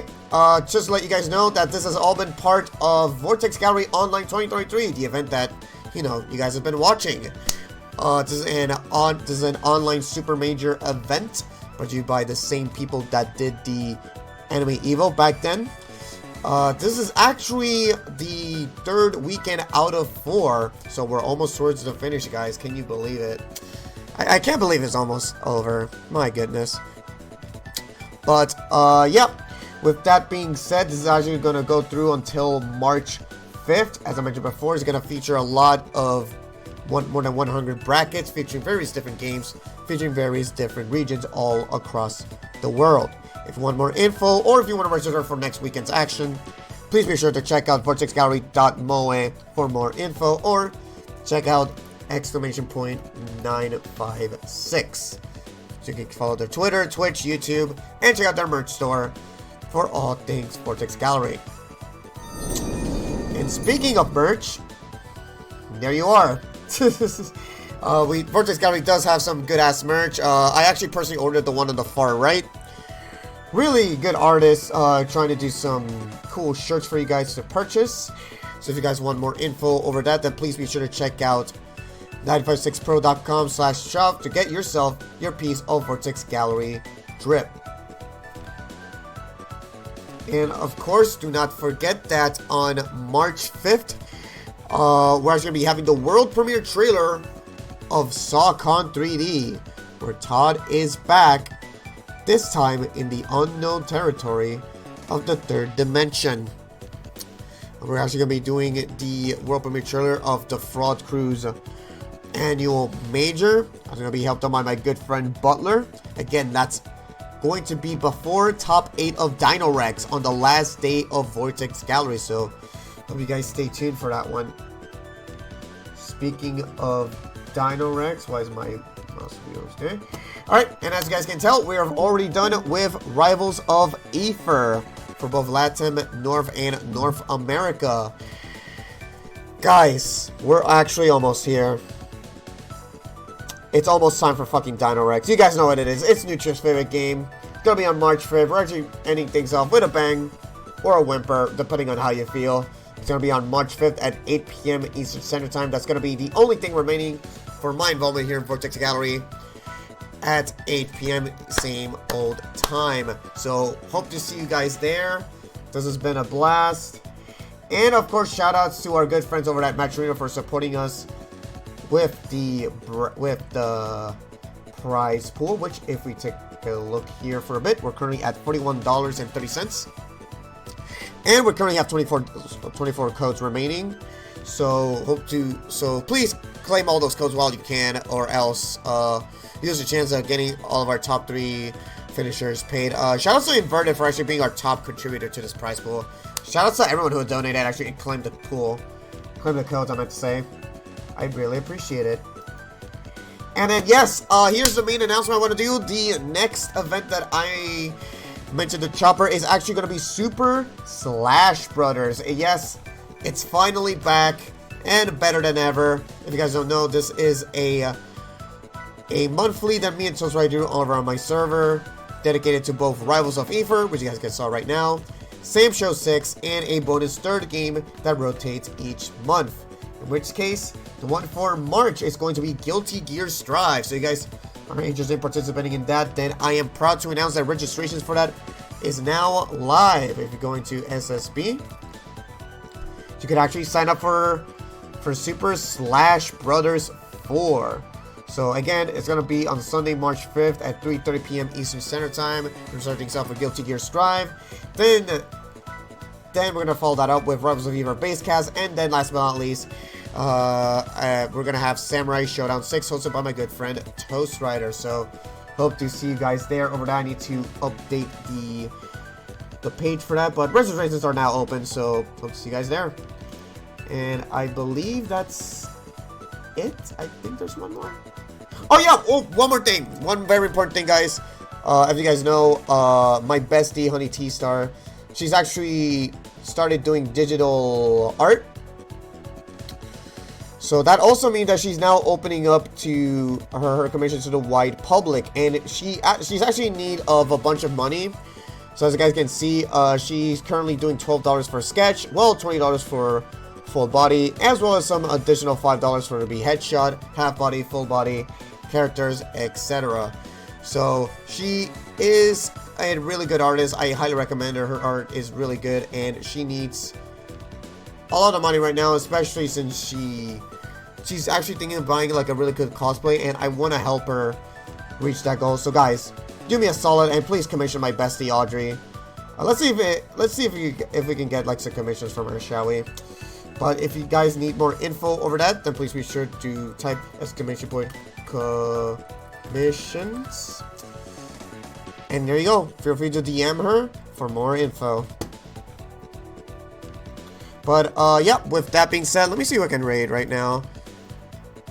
Give me a moment. Alright, I need to check is yes Japan.